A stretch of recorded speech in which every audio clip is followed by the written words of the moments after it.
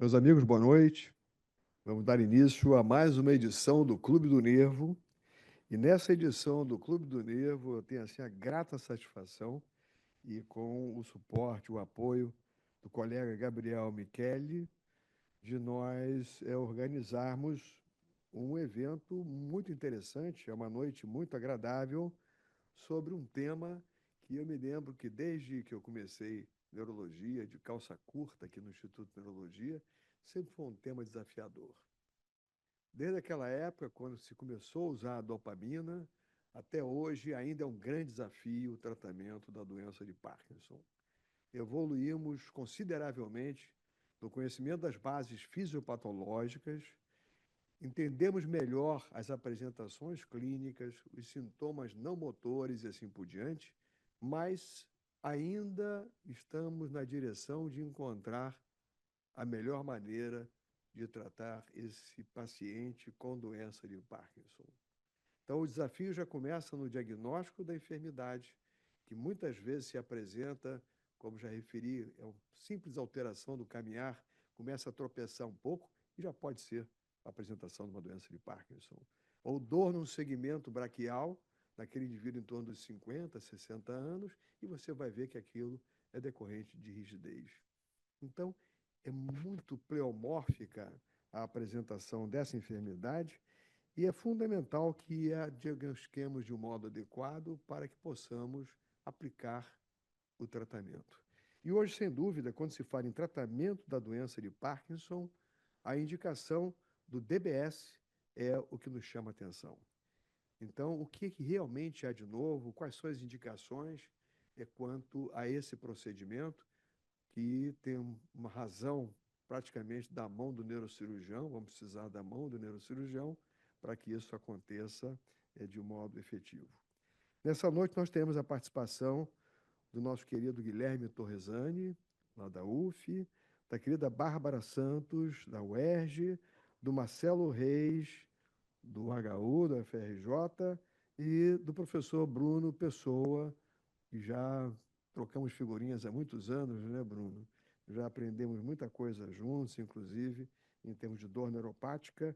O Bruno é professor adjunto do Departamento de Cirurgia, é neurocirurgião, lá da nossa escola da Universidade Federal Fluminense.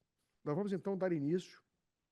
Na primeira apresentação será exatamente da participação do organizador.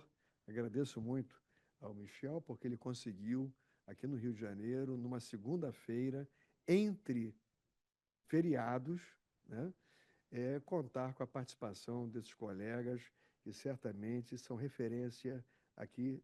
Claro que temos outros, né, justiça seja feita, mas são referência aqui no nosso estado. Então, Gabriel, vamos falar então sobre DBS no paciente com Parkinson, a indicação e seleção, isso é fundamental, desses pacientes. É com você, meu querido amigo.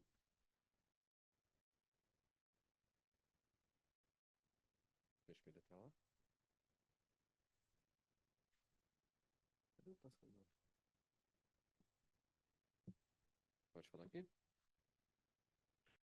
Boa noite a todos que estão aqui presentes e o público online também. Queria agradecer ao Oswaldo pela oportunidade de trazer esse tema para o Clube do Nervo, agradecer a oportunidade de ajudar a angariar os especialistas, os experts, o cérebro da nossa discussão aqui hoje. E o meu papel agora é apresentar uma aula que seja a base, né? Que a gente consiga entender dentro da neurologia, dentro do paciente com doença de Parkinson, quando que a gente vai optar por indicar um procedimento de estimulação cerebral profunda e como que a gente vai selecionar esse paciente para esse procedimento. E depois eu vou passar a bola para os meus colegas que vão aprofundar os detalhes tanto cirúrgicos quanto clínicos e o que está na vanguarda do DBS. Então, o nosso roteiro da aula hoje, ela começa falando um pouco da história do aparelho, história da estimulação cerebral profunda. Depois a gente vai falar das indicações propriamente ditas, da seleção do paciente e, brevemente, eu vou falar sobre a escolha do alvo terapêutico. Então, a cirurgia funcional, né, a neurocirurgia funcional, ela começa lá na década de 40, principalmente com os procedimentos ablativos, com a invenção do arco estereotáxico.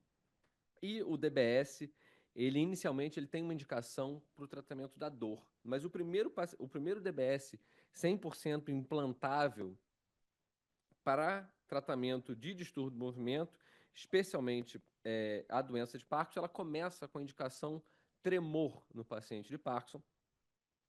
E esse primeiro DBS ele foi implantado no VIM, né, no núcleo ventral intermédio do tálamo, e a gente vai ver que esse é um núcleo que eventualmente pode ser escolhido em situações muito específicas. E quem começou isso lá em 1987 foi o professor Benabi, lá na Universidade de Grenoble, na França. E a partir daí, o resto é história, né? A tecnologia avançou de forma muito significativa nas últimas 3 décadas, 4 décadas. Está dando aqui conexão, acho que voltou. E o primeiro marco regulatório fundamental aconteceu em 1997, quando o FDA aprovou o DBS no núcleo ventral intermédio do tálamo, no VIM, para o tratamento da doença de Parkinson tremulante. A partir daí, novos núcleos foram descobertos e novas fronteiras se abriram no tratamento do paciente com Parkinson, principalmente com os DBS de GPI e, posteriormente, no núcleo subtalâmico. Em 2002, o FDA expandiu essa indicação de DBS para o paciente com doença avançada. Seria mais ou menos hoje a gente ter um paciente com doença de Parkinson, com acometimento bilateral, alteração de marcha, muito freezing, fenômeno on-off, paciente com uma doença bastante avançada, eventualmente até com um declínio cognitivo, e não tinha mais nada para fazer, a gente não conseguia manejar esse paciente de forma suficientemente boa com medicamentos e poderia ser indicado o DBS nessa situação. Desde então, muita coisa mudou, porque hoje a gente tem indicações muito mais precisas, indicações mais precoces de DBS. E isso veio muito em 2016, quando a doença de Parkinson moderada, né, ela teve a indicação de DBS. Isso veio principalmente com esse artigo da New England chamado Early STEAM, que basicamente pegava pacientes aí com pelo menos, no mínimo, 4 anos de doença, mas que já apresentavam flutuações motoras. E viu-se que nesses pacientes, mesmo quando a gente colocava, mesmo não, né? Principalmente quando a gente colocava o DBS precocemente, eles tinham, a longo prazo, uma melhora muito significativa da qualidade de vida, mensurado pelo PDQ 39. Como é que isso aqui funciona? PDQ 39. E uma melhora muito significativa e sustentada dos sintomas motores, principalmente aqueles relacionados a tremor e os estigmas que viam em cima de um paciente com doença de Parkinson. Então, você melhorava os sintomas motores do paciente e você melhorava a qualidade de vida global do paciente. Hoje, a gente tem um leque... Não está passando. Hoje, a gente tem um leque de indicações diferentes de DBS, né? Como eu falei, tudo começou na dor lá atrás, mas hoje a gente tem outros tipos de tremor, especialmente o tremor essencial, paciente distônico, algumas pesquisas muito legais surgindo para tratamento de espasticidade, já é consolidada a indicação de DBS para epilepsia, Tourette, cada vez mais a gente tem guidelines de especialidade com indicações claras para Tourette, e eu não vou nem entrar aqui nos alvos para tratamento de sintomas psiquiátricos, porque provavelmente isso é uma fronteira de mato virgem, né? Tem muita coisa para estudar de DBS na psiquiatria, e hoje eu vou ficar realmente na doença de Parkinson. Então, quais são as indicações do DBS na doença de Parkinson? Primeiro, a gente tem que ver se esse paciente tem doença de Parkinson mesmo. Então, esse é o primeiro passo, o diagnóstico preciso. E, para isso, a gente sabe que pelo menos 4 até 5 anos desse diagnóstico é fundamental para a gente indicar o DBS nesse paciente. A gente aumenta a nossa acurácia diagnóstica de forma muito significativa. E nesses pacientes, a gente vai indicar caso eu tenho um paciente que tenha tremor intratável, não me responde a nenhum tipo de medicação. Se eu tenho um paciente com flutuações motoras, aquele paciente que você faz uma dose baixa e fracionada de levodopa, ele faz discinesia e entra e off rapidamente, tem um N-off significativo, ou que faz fenômeno on-off imprevisível. Se eu tenho um paciente com discinesia intratável, está dentro desse contexto de flutuações motoras. E se eu tenho um paciente com intolerância às medicações.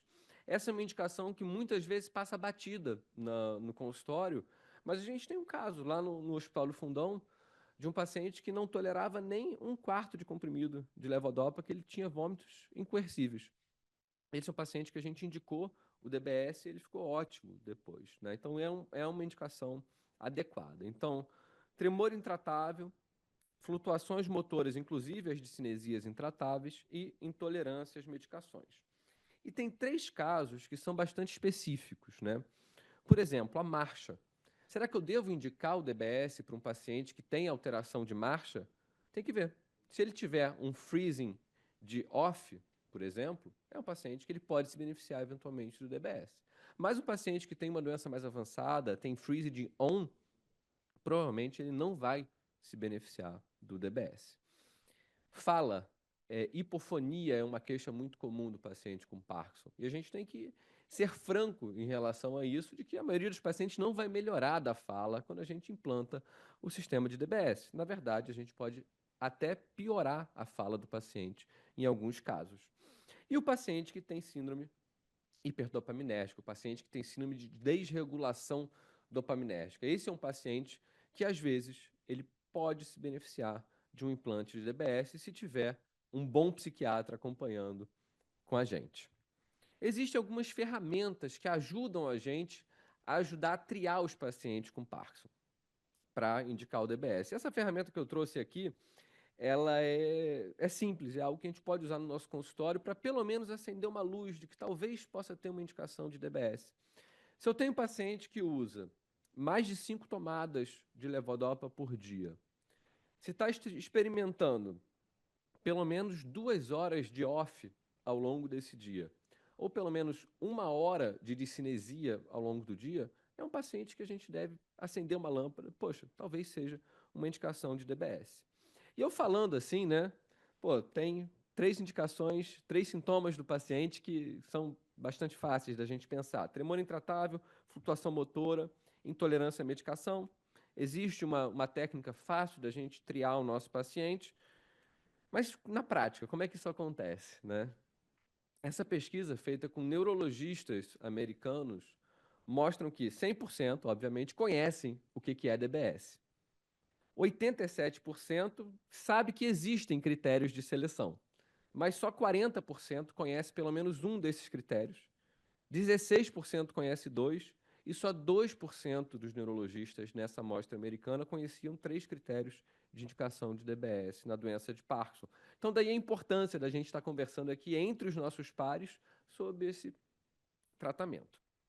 E como eu falei, não é simplesmente ter isso, né? A gente precisa ter alguns pré-requisitos. Então, pelo menos 4 anos de doença, a gente não quer colocar um DBS num paciente atípico. A gente pode fazer mais mal do que bem para ele fazendo isso. Meu paciente, idealmente não, né? Ele não deve ter comorbidades psiquiátricas descompensadas. Paciente que tem uma impulsividade, paciente que tem depressão refratária, e principalmente o paciente que tem história de mania ou hipomania, ele deve ser avaliado com cautela para indicação do DBS. Paciente com depressão, geralmente, tem que ter um inventário de Beck abaixo de 17. E daí a importância de ter um neuropsicólogo na equipe, ter alguém que você confie para indicar o paciente para fazer uma avaliação neuropsicológica. E do ponto de vista cognitivo, idealmente esse paciente ele deve ter a cognição intacta, mas não raro a gente encontra pacientes com declínio cognitivo leve dentro das coortes de pacientes que fizeram DBS, e é muito comum esse paciente não ter tantos problemas assim, né? Tem algumas séries de casos que até 50% dos pacientes têm declínio cognitivo leve, mas não demência instalada. O paciente com demência instalada é um paciente que você já perdeu a janela de oportunidade de indicar o DBS para ele. E a gente usa essa escala MATIS acima de 130 como um ponto de corte genérico para indicação de DBS, né? O paciente tem que ter boa condição social, isso impacta muito no nosso meio, especialmente no meio público, mas a gente encontra isso no meio privado também. Não adianta o paciente colocar o DBS se ele não vai poder vir nas consultas para ligar o aparelho, fazer as regulagens, se ele eventualmente não vai conseguir carregar o aparelho recarregável. Obviamente, o paciente tem que ter resposta à levodopa. Se não responder à levodopa, não vai responder a DBS. DBS ele não faz mágica, ele não faz nada que a levodopa não faça no melhor ON do paciente. E o ponto de corte de 65 anos é um ponto de corte que a gente vem desafiando cada vez mais, né? É muito comum a gente, às vezes, estourar um pouco essa janela, operar um paciente com 68, 70 anos, dependendo da condição. Claro que a gente vai olhar a ressonância desse paciente com mais carinho, ver o grau de atrofia, ver se tem lesão vascular, para fazer essa indicação. Na nossa prática, é muito comum a gente fazer o desafio da levodopa, né? Que é o Levodopa Challenge, que basicamente eu vou pegar o PDRS do meu paciente em off, ele chega às vezes de manhã no consultório, em jejum de levodopa, eu vejo, pergunto, óbvio, para ele, né, se esse é o pior off dele, se ele está no pior off, faço o PDRS dele. Depois a gente dá mais ou menos 150% da dose de levodopa matinal desse paciente e avalia a resposta motora. Pergunta, você agora está no seu melhor ON? A gente geralmente usa as formulações dispersíveis, aguarda 45 minutos, 1 hora. Está no melhor ON? Beleza, vamos medir novamente o PDRS. Não está? Faz uma dose adicional, vamos chegar no seu melhor ON.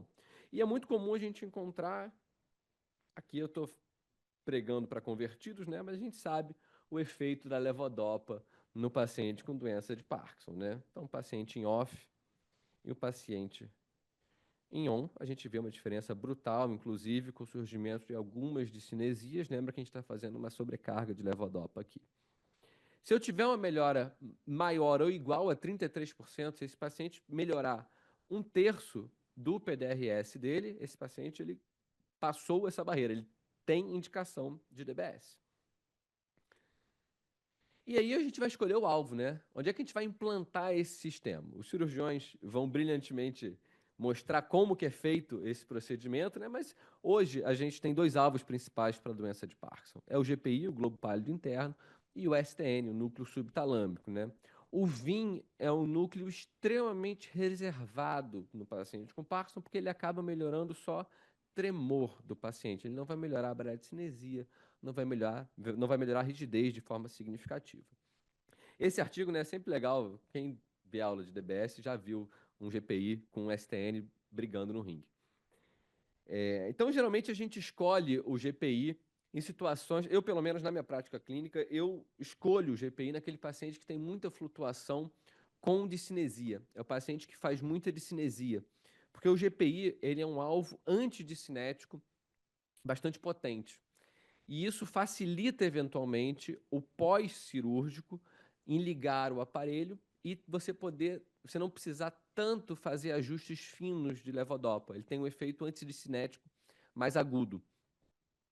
É um alvo tecnicamente mais fácil de programar, porque ele é um alvo maior, mas, por outro lado, acaba gastando mais bateria, por ser um alvo maior. E geralmente eu não vou ter um impacto tão grande na redução de medicação desse paciente. Geralmente eu consigo reduzir um pouco de medicação, mas não é tanto. Já o STN acaba sendo um alvo muito bom para os pacientes que fazem fenômeno on-off, por exemplo, que fazem off severos e que tem efeito colateral de medicação. O paciente que está hipotenso com dose mais alta de levodopa, porque o STN eu consigo diminuir mais a quantidade de medicação que ele está recebendo.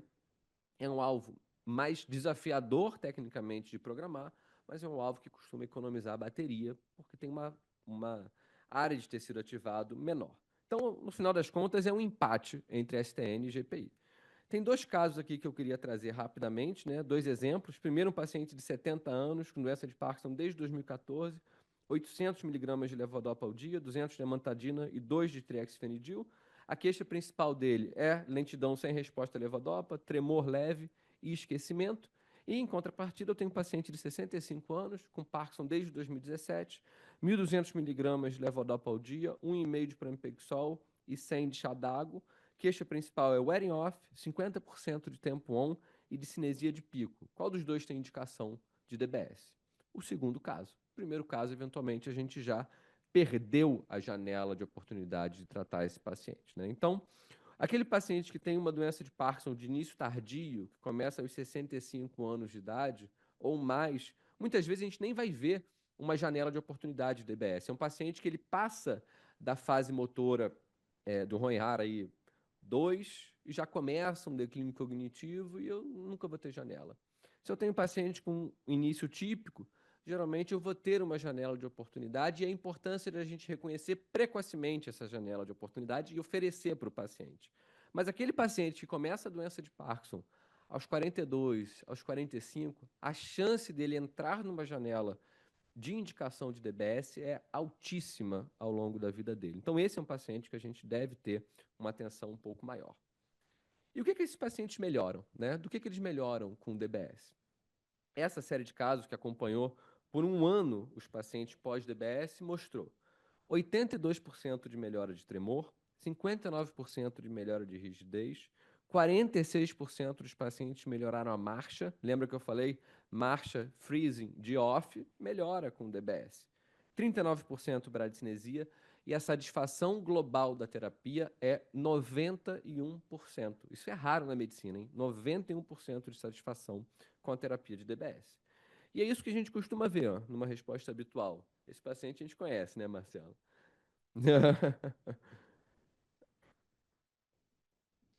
Então, isso é um aparelho de o paciente sem medicação e DBS desligado. No outro lado, o paciente com o DBS ligado e on-med, sob efeito de medicação. Isso muda completamente a qualidade de vida do nosso paciente. Eu queria terminar aqui agradecendo a equipe lá do Hospital Universitário Clementino Fraga Filho, professor Marcelo, doutor Marcelo, né? Doutor Pablo, professor Flávio Rezende, doutora Ana Rosso, que me colocaram nesse meio de DBS, e agradecer também ao professor Oswaldo e passar a palavra agora para o meu colega. Obrigado.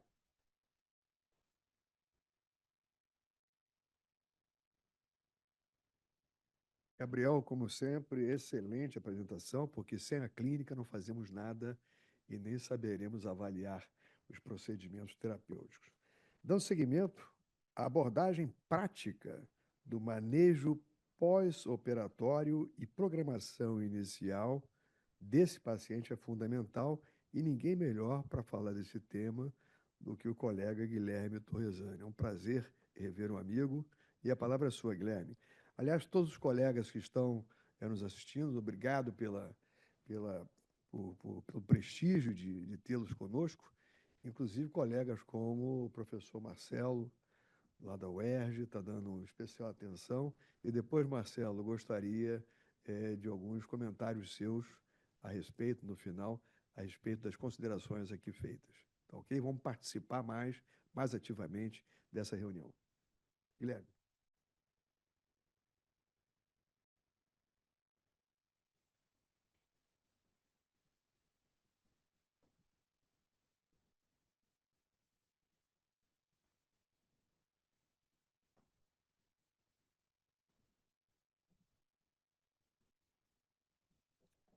Boa noite a todos. Queria começar agradecendo à comissão organizadora, doutor Oswaldo, sempre um prazer estar com vocês aqui no Clube do Nervo. Doutor Gabriel, obrigado pelo convite, por organizar e juntar os serviços aí do Rio, né? Acho que essa colaboração é sempre muito importante para a gente como sociedade. Foi me incumbido aí, então, a tarefa de apresentar a vocês um pouquinho do que nós, como neurologistas especializados em estimulação cerebral profunda, temos de tarefa após, né, tão brilhante aí trabalho dos neurocirurgiões de implantar o eletrodo e depois também dessa etapa importantíssima de triagem, né? Nada vai adiantar se implantarmos um DBS num paciente que não tem indicação. Aí a gente vai começar a gerenciar complicações e não trazer satisfação. Então eu vou tentar guiá-los, né, de como que seria uma primeira sessão de programação desse paciente em consultório e o que que a gente tem que prestar atenção, né, desse fluxo, o que esperar, né, do paciente nesse manejo inicial. Eu começo trazendo um ponto que por um tempo foi algo polêmico, mas acho que já está hoje muito bem consolidado, que é uma vez feita a cirurgia, quando que se deve ligar o aparelho. É claro que imagine esse paciente, ele está aí há anos com doença de Parkinson, pelo menos 5 anos, como o Dr. Gabriel bem lembrou, e ele está ansioso, né? Fez uma neurocirurgia para ligar o aparelho e ver logo o benefício da terapêutica. Só que temos aí, e isso eu vou reforçar, temos que ser categóricos e jogar 1, 2, 3 baldes de água fria nessa ansiedade. Porque se a gente deixa essa ansiedade se instalar, a frustração também se instala junto. Então, o primeiro ponto é saber que é melhor ligar o aparelho 4 semanas após a cirurgia. E isso tem uma explicação. Vou tentar mostrar um pouquinho para vocês em relação à fisiologia disso. Primeiro que há um efeito insercional. Um corpo estranho colocado dentro do parênquima cerebral vai ter, obviamente, ali um efeito inflamatório, né? Esse edema que se forma peri-eletrodo, ele tem um poder de modulação impressionante. Os pacientes dizem, por vezes, que estão curados da doença durante as primeiras 4 semanas. É como se eu nunca tivesse tido doença de Parkinson. Então, esse efeito insercional, ele é poderoso, né? Ele tem que ser considerado. E também há uma variação da impedância com o tempo. Isso a gente vê. Pera, volta. Esse efeito de inserção, a gente consegue observar esse estudo maravilhoso, muito bem desenhado, em relação a comparar, né, o PDRS parte 3, que é o que a gente utiliza para objetivamente estar avaliando a resposta motora do paciente em Parkinson. Percebam que ali, após 3 dias de inserção do eletrodo, né, o UPDRS desse paciente ele é bem menor do que era antes da implantação, né? E um mês após, né, esse benefício, lembra que aqui está com estimulação desligada, né? Esse benefício volta a se perder, né? E aí os níveis voltam até o que a gente tinha antes da cirurgia. E isso se corresponde também ao que a gente encontra de edema tecidual desse paciente. Isso por quê? O que ocorre, né? Uma vez implantado um eletrodo, ele tem um efeito de formação de encapsulamento, né? Ele vai ter uma reação de corpo estranho. Então, a impedância desse sistema, primeiro que o edema vai se desfazendo, né? E conforme se forma essa cápsula, a impedância vai se alterando. Impedância, para quem não lembra em física, né, é importantíssimo para que a gente consiga ter ali a lei de Ohm estabelecida. Se a impedância ou a resistência à corrente está maior, a nossa diferença de potencial é inversamente alterada. Então, saber que há um período para que se estabilize essa impedância é importante, bem como a absorção do edema. E aí, na primeira sessão de programação, e também se foi você o neurologista que participou do processo de triagem, temos que comunicar ao paciente para take it slow. Não adianta o paciente sair da primeira programação com toda a voltagem, todo o nível de estimulação elétrica que ele vai ter, talvez ali ao final do segundo mês. Porque se a gente for muito rápido, esse paciente vai ter efeitos colaterais e depois o manejo disso pode ser bastante delicado. Então, essa primeira consulta, a gente vai testar a integridade do sistema, a gente vai ver o posicionamento adequado, tanto por imagem quanto por clínica. É importante avaliar o paciente sempre quando ele chega para a gente em off-med.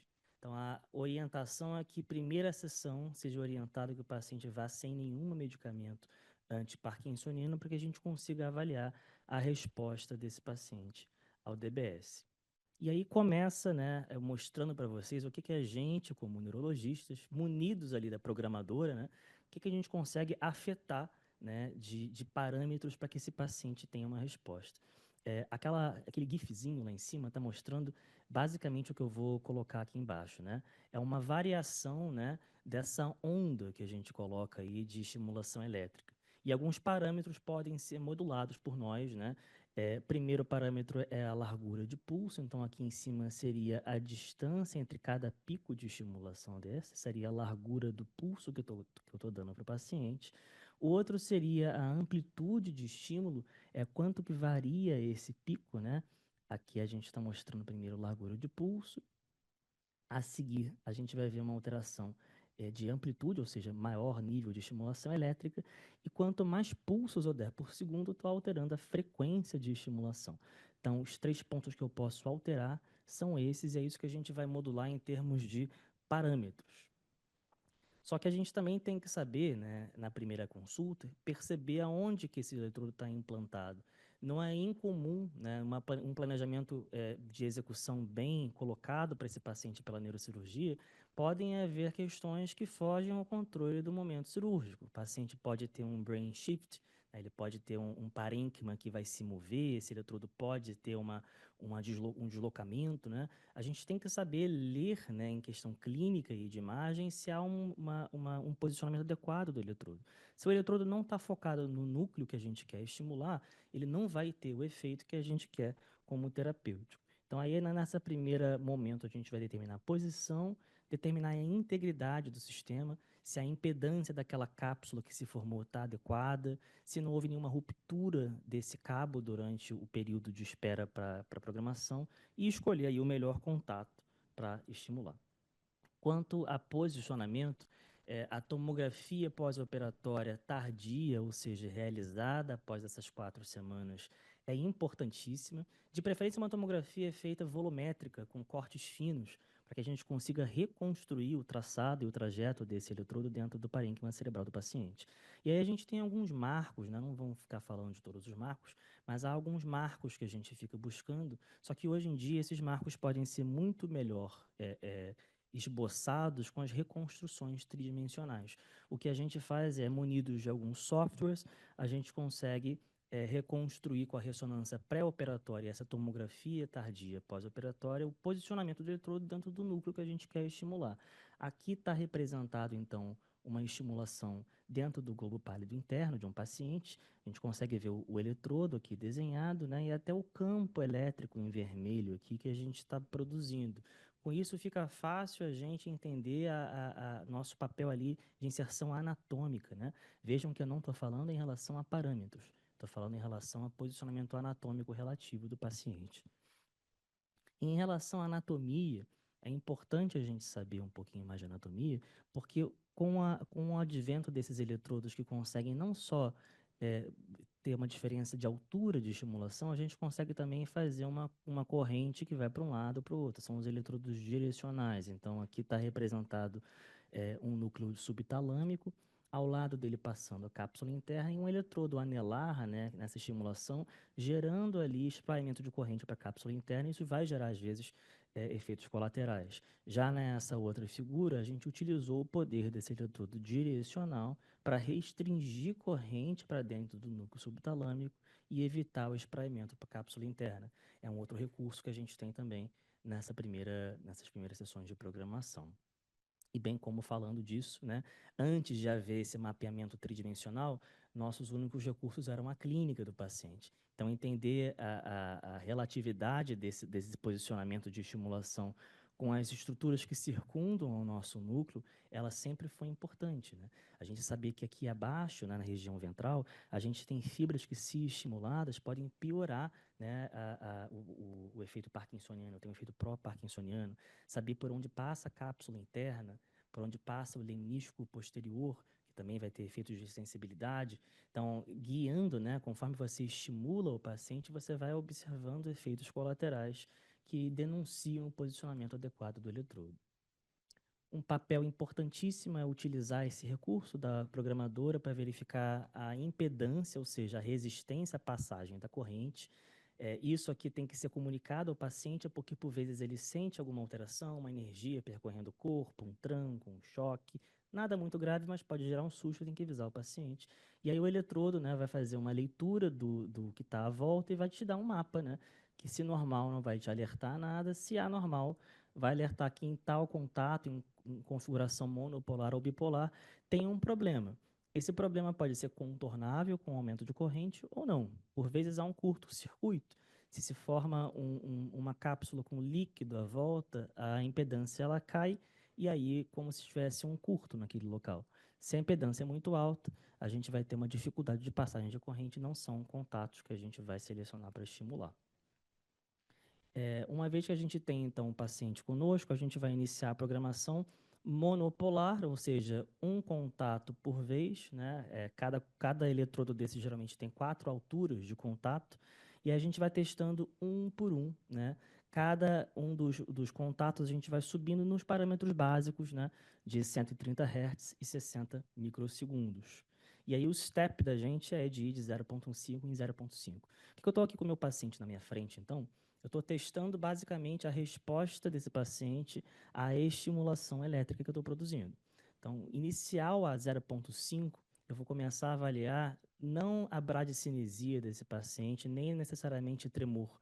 Eu vou testar a rigidez. Por isso que é importante o neurologista estar do lado do paciente, avaliando a resposta da rigidez. Conforme você vai subindo o grau de estimulação elétrica, por vezes você vai ver um momento em que há uma liberação do movimento. É muito sutil, mas ela ocorre e você vai registrar qual foi o nível mínimo que eu tive de estimulação elétrica para aquele caso que produziu benefício terapêutico. Por vezes, sim, a rigidez, por vezes a gente observa em baixas voltagens aí tremor, e aí a gente vai subindo essa estimulação por contato até que eu vá alcançar um efeito colateral. Então, aqui está o que a gente tem do eletrodo, né? Os 4 pontos, né, de altura, e aí a gente vai testando a nossa janela terapêutica, desde o início do benefício até onde eu tenho o nosso efeito colateral. Em teoria, o melhor contato aqui vai ser, então, que a gente tem uma maior janela terapêutica, onde eu posso trabalhar melhor com esse paciente para ter o efeito de terapêutico. E aí, vamos ligar, né? A gente vai testar um lado de cada vez. Esse paciente está em off-med. A gente vai ligar ambos ao final com uma voltagem baixa, uma amplitude baixa de 0,5, e a gente tem e deve avaliar os efeitos colaterais para esse paciente. Não é incomum a gente achar, por exemplo, pacientes com Parkinson e estimulação em STN ou até em GPI, pacientes que ficam disártricos ou ficam com marchas com padrão atáxico. É importante a gente reconhecer isso, porque por vezes a gente tem que mexer a altura do contato ou mudar o tipo de estimulação de um lado ou de outro. Então tem que ligar os dois lados e ver também qual lado está afetando mais a marcha. Uma vez a gente conseguindo fazer isso, no consultório, a gente oferece a dose habitual de levodopa que aquele paciente iria utilizar naquele horário e observamos aí por 2 horas, ou desmembramos isso em 2 consultas, porque fica uma consulta bastante densa. Temos que observar por quê. Esse paciente pode estar bem contigo em off-med e um tempo depois começar a apresentar discinesias ou episódios maníacos graves. Não liberar esse paciente para casa com estimulação elétrica e a dose habitual de levodopa, a gente pode ter alguns problemas que podem ser remediados. Para que isso não ocorra, esse paciente vai ser liberado com programas. Isso que a gente tenta fazer. Programas 1, 2, 3, 4, grupo A, B, C, D, que no próprio controle do paciente ele consegue ir modificando isso, né, de tempos em tempos. Isso permite que a gente vá aumentando progressivamente o grau de energia que eu estou entregando a cada um desses grupos. Então, eu libero ele com 0,3 ou 0,5 miliampere, e vou aumentando isso conforme passa cada 1 ou 2 semanas, para que eu consiga, nesse período, ir manejando medicação. E é aqui que está a dica, né, de conseguir usar esses programas para gerenciar, né? Particularmente o subtalâmico, que a gente consegue uma redução até de 50% de levodopa em alguns casos. O núcleo subtalâmico ele permite essa potência maior de tratamento, diferente do GPI. GPI, geralmente, a gente consegue, de antemão, já controlando discinesia, retirar a amantadina, por exemplo, ou algum outro medicamento menos prioritário. Para reduzir levodopa e agonista é mais potente a gente utilizar o subtalâmico. Esse período é importante ter um contato com o neurologista.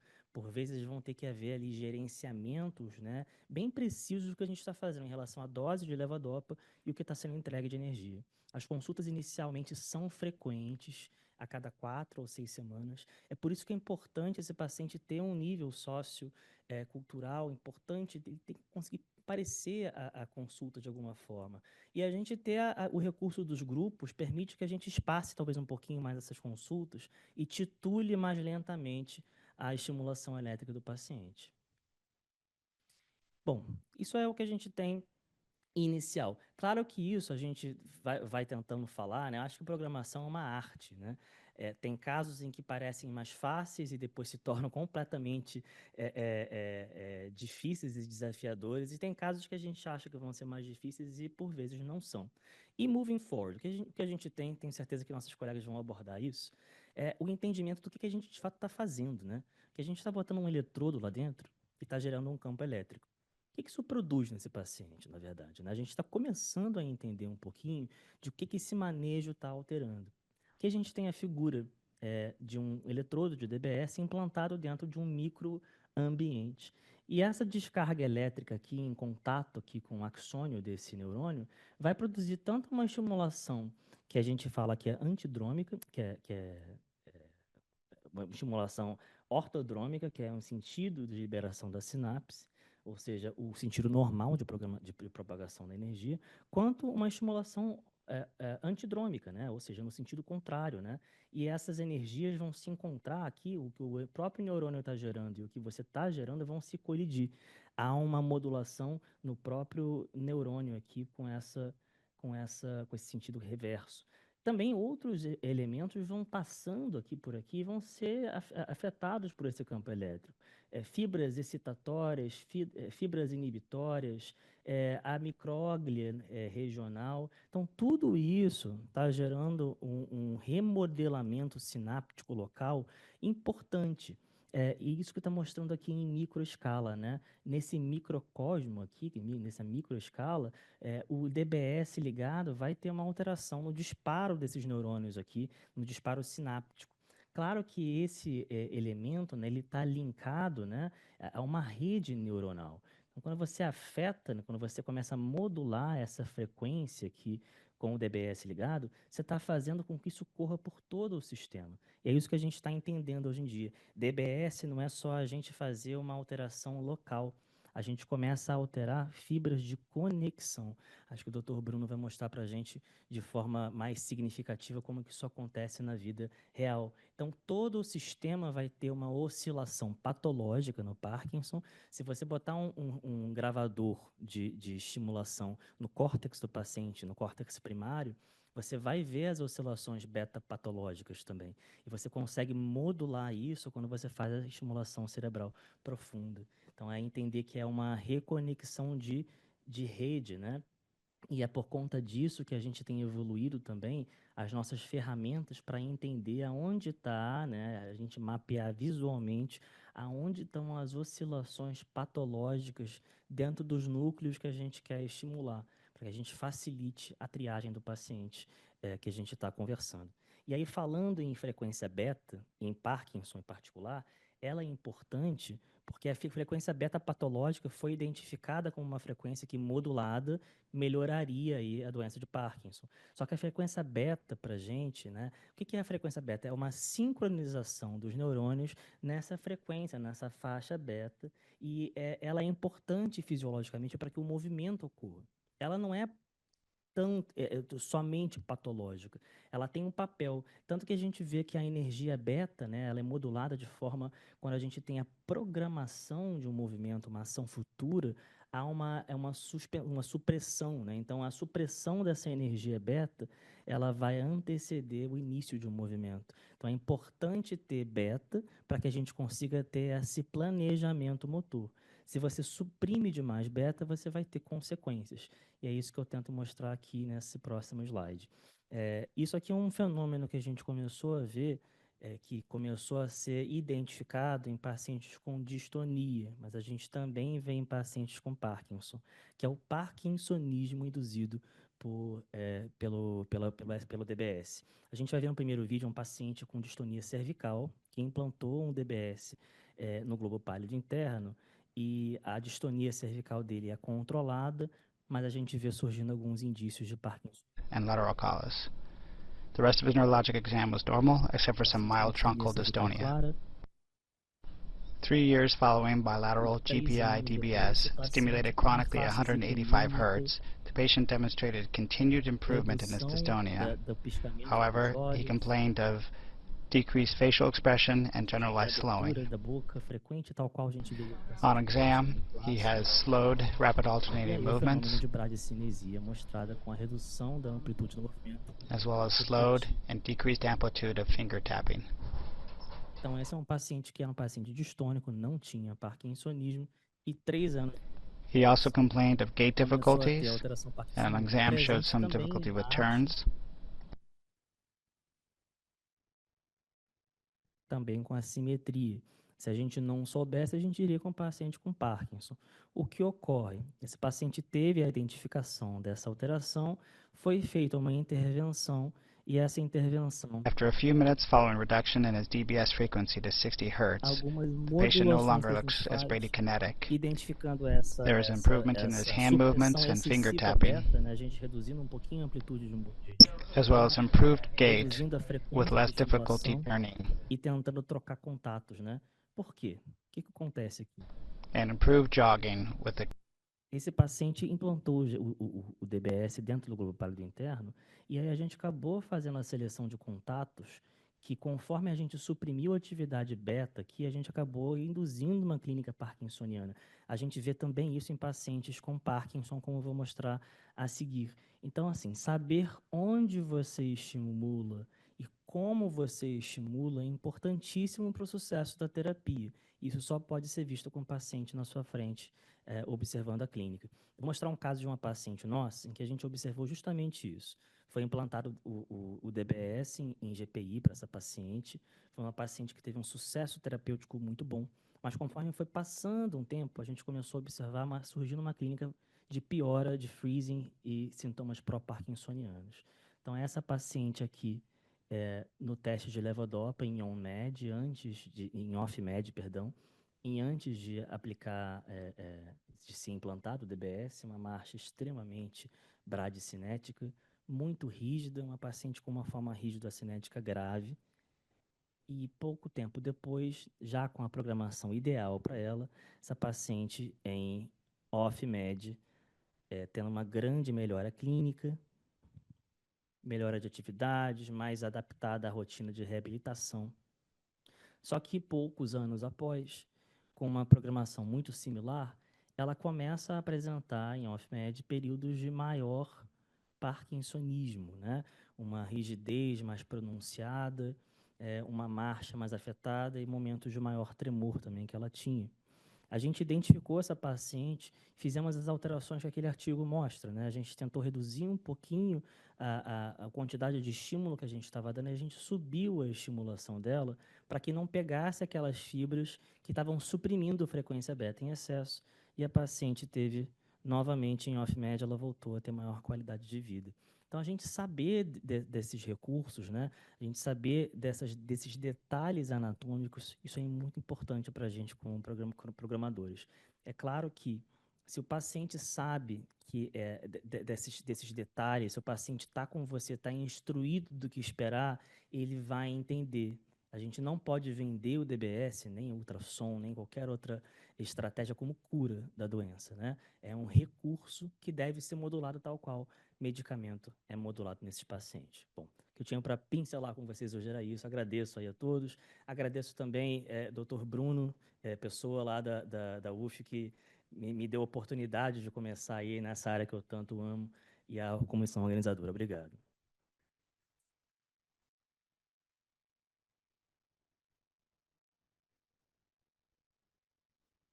Excelente apresentação, Guilherme, muito obrigado. E vocês vejam que a coisa não é tão simples assim. Tem que se ter experiência no que está fazendo. Eu estou fazendo esse comentário até porque, de vez em quando, surgem algumas soluções que parecem que são maravilhosas e procedimentos muito parecem simples, mas, ao contrário, eles podem trazer problemas sérios e nós nem vamos considerar hoje aqui uma situação que tem sido muito propalada, que é o uso do ultrassom de alta resolução para atingir esses núcleos, o que realmente nos preocupa muito, porque sabemos que não se tem nem como limitar ao certo esse tipo de lesão. E vejo com a apresentação agora do Guilherme, ficou muito claro da necessidade do conhecimento dessas bases de fisiopatologia, do tipo de estímulo que é feito, da reação glial que se faz na colocação do próprio eletrodo, e depois pode ser até motivo de uma discussão mais tarde. Vamos dar continuidade e agradecer a Bárbara Santos, a doutora Bárbara, da UERJ, que vai nos falar sobre avanços recentes e perspectivas futuras do DBS em doença de Parkinson. Antes de você começar, Bárbara, eu gostaria de agradecer aos colegas que estão nos prestigiando online, o Carlos Brandão, o Selmir Vilaça, a Denise Nicareta, a Patrícia Escola Pena, a Solange Camargo e o nosso querido Marcelo Bezerra, que eu estou aguardando depois os comentários finais dele, hein? Gostaria da sua participação, Marcelo. E aqui conosco o professor Bruno Coutinho, o professor Fabrício Diniz, que é professor do programa, ambos do programa de pós-graduação lá da UF, e a doutora Karina Fonseca, que tem prestigiado o Clube do Nervo. Isso é muito importante, os demais colegas aqui presentes. Muito obrigado a vocês e passo então a palavra para a Bárbara.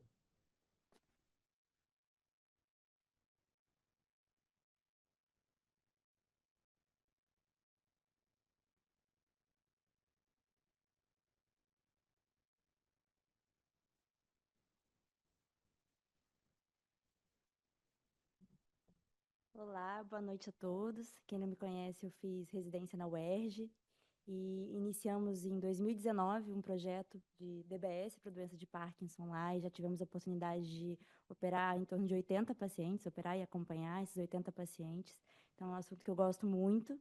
Queria parabenizar a iniciativa da gente falar sobre esse assunto necessário aqui no Rio e agradecer pelo convite de estar aqui conversando com vocês hoje sobre esse assunto. Então, repetindo o slide do Gabriel, DBS é uma terapia que já tem em torno de 80 anos de trajetória, sendo os últimos 25, 30 anos marcados pelo tratamento da doença de Parkinson. E, apesar de estar em constante evolução, é uma terapia que a essência não muda. Para a gente ter um bom resultado, a gente precisa de uma indicação correta, precisa de uma técnica cirúrgica adequada para colocar o eletrodo bem posicionado dentro do núcleo e depois de um manejo da terapia de estimulação e do medicamento no pós-operatório. Então, hoje eu vou falar um pouco sobre os avanços recentes e perspectivas futuras do DBS, começando um pouco na parte cirúrgica, na precisão, na hora de ter essa precisão do alvo. Então, acredito que a maioria conheça, mas para quem não conhece, a cirurgia ela é feita por estereotaxia. Então, o paciente coloca o arco, ele vai para a tomografia, faz essa imagem da tomografia, faz uma fusão com uma ressonância que é feita no pré-operatório. E com isso, com programas específicos, o cirurgião consegue fazer ali uma trajetória milimetricamente calculada para colocar o eletrodo dentro do alvo. Esse é o parâmetro de neuroimagem, mas a gente pode usar outros parâmetros ali durante a cirurgia para assegurar esse posicionamento correto. Então, pode ser usada a eletrofisiologia com o microregistro, que é cada vez mais sensível, e também o parâmetro clínico ali examinando o paciente que pode estar acordado, e a gente já vê a resposta ali em tempo real e procura também efeitos adversos para saber onde esse eletrodo está posicionado. Em relação à neuroimagem, temos diversos atlas. Eles podem ser com visualização indireta, ou seja, baseados em imagens de pacientes, levando em consideração o ponto de vista anatômico, né, com tractografia, com estudo dos vasos, e também até outros dados de ressonância funcional, dados de eletrofisiologia. Alguns programas eles te mostram até ali o hotspot, que seria o lugar onde o paciente vai obter a melhor resposta clínica naquele alvo. E também com o avanço da neuroimagem, ou seja, com ressonância 3 Tesla, ali em cima a gente tem imagens de ressonância 7 Tesla, você consegue usar os atlas que são de visualização direta, que você consegue ali com muita definição ver o núcleo. Além disso, tem novos arcos, acho que até um pouco menos assustadores para nós neurologistas e acho que para os pacientes também. Cirurgia robótica também está disponível. Existem possibilidades também de fazer uma cirurgia com ressonância intraoperatória. O paciente pode estar ali dormindo e usar o parâmetro anatômico, né, com a visualização direta do eletrodo dentro do alvo, na ressonância que está dentro do centro cirúrgico. Então, isso avançou bastante e tem várias estratégias aí para ajudar o neurocirurgião nessa etapa tão importante. Então, passando um pouquinho para a tecnologia dos dispositivos de DBS. Hoje em dia, temos 3 marcas principais no mercado: a Medtronic com o modelo do Percept, a Boston com o modelo do Versailles e a Abbott com o Infinity. Todas avançaram muito, então todos têm aparelhos mais modernos, com geradores implantáveis menores, recarregáveis, ou seja, o paciente consegue carregar em casa, não tem que ficar fazendo aquela cirurgia para trocar o gerador. São aparelhos que duram mais, ali na programação a gente consegue programar via Bluetooth, então todos avançaram muito, mas também investiram em tecnologias diferentes. Então, a Medtronic, ela investiu com a tecnologia do SenSight, que você consegue, além de enviar sinais, captar sinais elétricas e fazer uma programação baseada na eletrofisiologia. A Boston investiu muito na parte de neuroimagem, de você reconstruir os núcleos e fazer uma programação baseada na neuroimagem. E a Abbott investiu mais numa plataforma de telemedicina, de medicina remota e conseguir programar à distância. Agora, falando um pouco dos eletrodos, né? Os eletrodos agora permitem uma versatilidade enorme de programação, então a gente consegue fazer coisa com os eletrodos novos que a gente não consegue com os antigos, consegue estimular 2 núcleos. Por exemplo, um paciente que foi submetido a DBS no núcleo subtalâmico e tem um tremor, você consegue fazer uma programação específica ali para tremor na área motora do subtalâmico, colocando uma frequência alta, e, ao mesmo tempo, se aquele paciente desenvolve sintomas axiais, você consegue, muitas vezes, estimular outro núcleo, a substância nigra, com uma frequência baixa, que é o que a substância nigra geralmente responde, para melhorar o congelamento da marcha. Isso, com os eletrodos antigos, a gente não conseguia fazer uma programação assim tão complexa.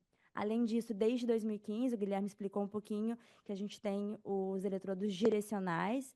O que é isso? Então, os eletrodos, os antigos, né, eles estimulam de forma esférica ali em volta do contato de escolha, e com o eletrodo direcional você consegue focar na área de interesse. Então, você consegue jogar a corrente para aquele lado, fugindo de estruturas que estão ali passando, que possam gerar algum efeito adverso, como, por exemplo, uma disartria causada pelo estímulo da cápsula.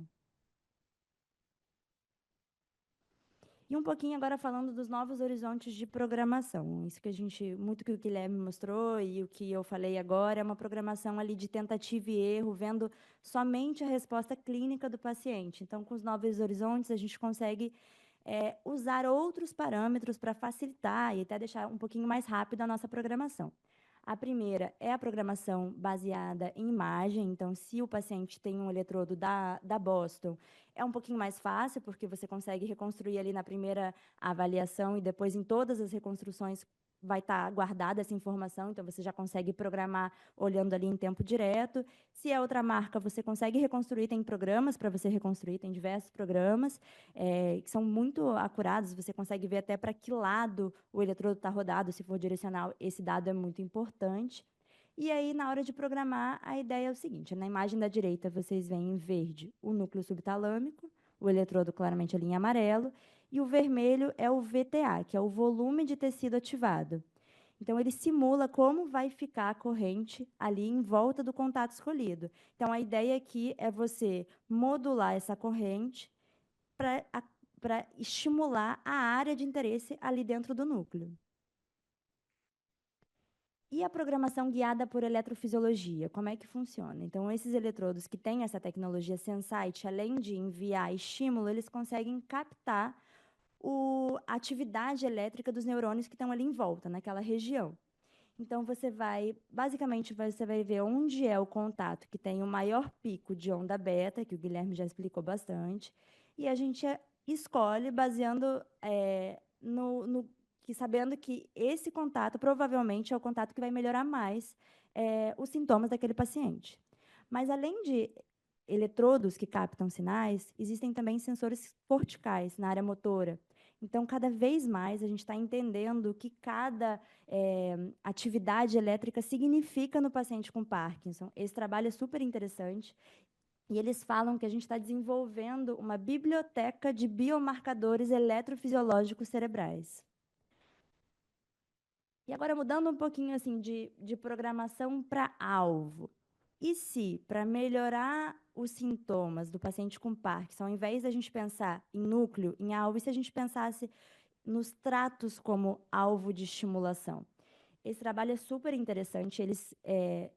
eles reconstroem os principais tratos que passam no STN, no GPI, e eles associam a melhora clínica do paciente nos diversos sintomas que eles analisam, os principais sintomas motores, né, o tremor, sintomas axiais, a bradicinesia e a rigidez, com o estímulo desses diferentes tratos.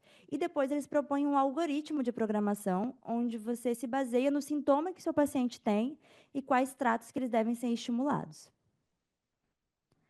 Mas aí foram um pouquinho além, porque a gente sabe que as conexões cerebrais não são só através de tratos, existem conexões funcionais. E aí que vem esse conceito de conectoma. O que é isso? São mapas baseados em conexões cerebrais, tanto funcionais como estruturais, e aqui no contexto de DBS. Existem plataformas como a Lead-DBS, que são plataformas de reconstrução da imagem, que você consegue simular diversas situações clínicas. Então, você consegue acessar esses mapas de conectoma na hora de programar, e ainda você pode acessar, eles propõem também de você acessar esses conectomas para escolher o alvo, ali na hora do momento cirúrgico, ou até para selecionar pacientes. Você consegue, usando esses conectomas, entender se aquele paciente vai responder bem ou não à terapia de DBS. Claro que tanta informação assim começa a ficar difícil para nós humanos, e aí que entra a inteligência artificial com o DBS adaptativo. Deixa eu ver se eu consigo tirar o som. Então, o que é o DBS adaptativo? É um aparelho que recebe esses sinais eletrofisiológicos, ele interpreta e ele responde enviando mais ou menos estímulo para o paciente. Então, se o paciente toma medicação, ele está em ON, então, provavelmente, ele vai precisar de menos estímulo. Está dormindo, por exemplo, ele vai precisar de menos estímulo. Mas, a partir do momento que ele começa a tremer, começa a ficar rígido, o aparelho percebe e envia mais estímulos. Essa tecnologia já foi aprovada pela FDA esse ano, em fevereiro desse ano, nos Estados Unidos, mas é óbvio que ainda tem muita dúvida em relação a quais dados a gente deve usar, de que forma a gente armazena esses dados, de que forma a gente interpreta e como que a gente vai responder, né, com a terapia. Então, tem muitos trabalhos estudando isso. Quais são as variáveis que a gente deve analisar? Esse trabalho saiu esse mês. É super interessante, eles avaliam o efeito tanto da terapia dopaminérgica como do DBS nesses registros eletrofisiológicos de pacientes submetidos a DBS, com sensores no eletrodo e corticais, e avaliam as conexões cerebrais, funcionais e estruturais. Tudo isso para entender quais são essas variáveis e como a gente deve utilizá-las no contexto de DBS adaptativo. E outras variáveis que estão sendo estudadas são variáveis mais periféricas, então, sensores de atividade muscular, sensores de velocidade, de aceleração, tudo isso com a ideia de você ter muitas variáveis para o aparelho conseguir realmente se adaptar à necessidade daquele paciente. E a dúvida fica, e o neurologista, né? Será que a gente precisa de neurologista com tanta inteligência artificial? E eu acho que todo mundo que trabalha com Parkinson sabe quão complexo é o paciente, a quantidade de sintomas não motores que ele apresenta, a consulta como ela pode ser longa, e depois do DBS, muitas vezes o manejo medicamentoso também se torna mais delicado. E lembrar que o DBS é uma das terapias avançadas que temos hoje em dia aí disponíveis no mundo para a doença de Parkinson. E muitas vezes o paciente vai ter indicação de mais de uma terapia ao longo da vida, e provavelmente chegarão novas terapias. E acredito que o paciente é muito mais do que onda beta, conectoma, né? A gente precisa de um ser humano para indicar e reconhecer essas necessidades do paciente. E, por último, comentar o que vocês já falaram, que chegou no Brasil esse mês, uma outra opção de tratamento, principalmente, né, para o tremor dos pacientes com Parkinson, obviamente com indicação precisa, pode ser mais uma opção para a gente oferecer para os nossos pacientes. Obrigada.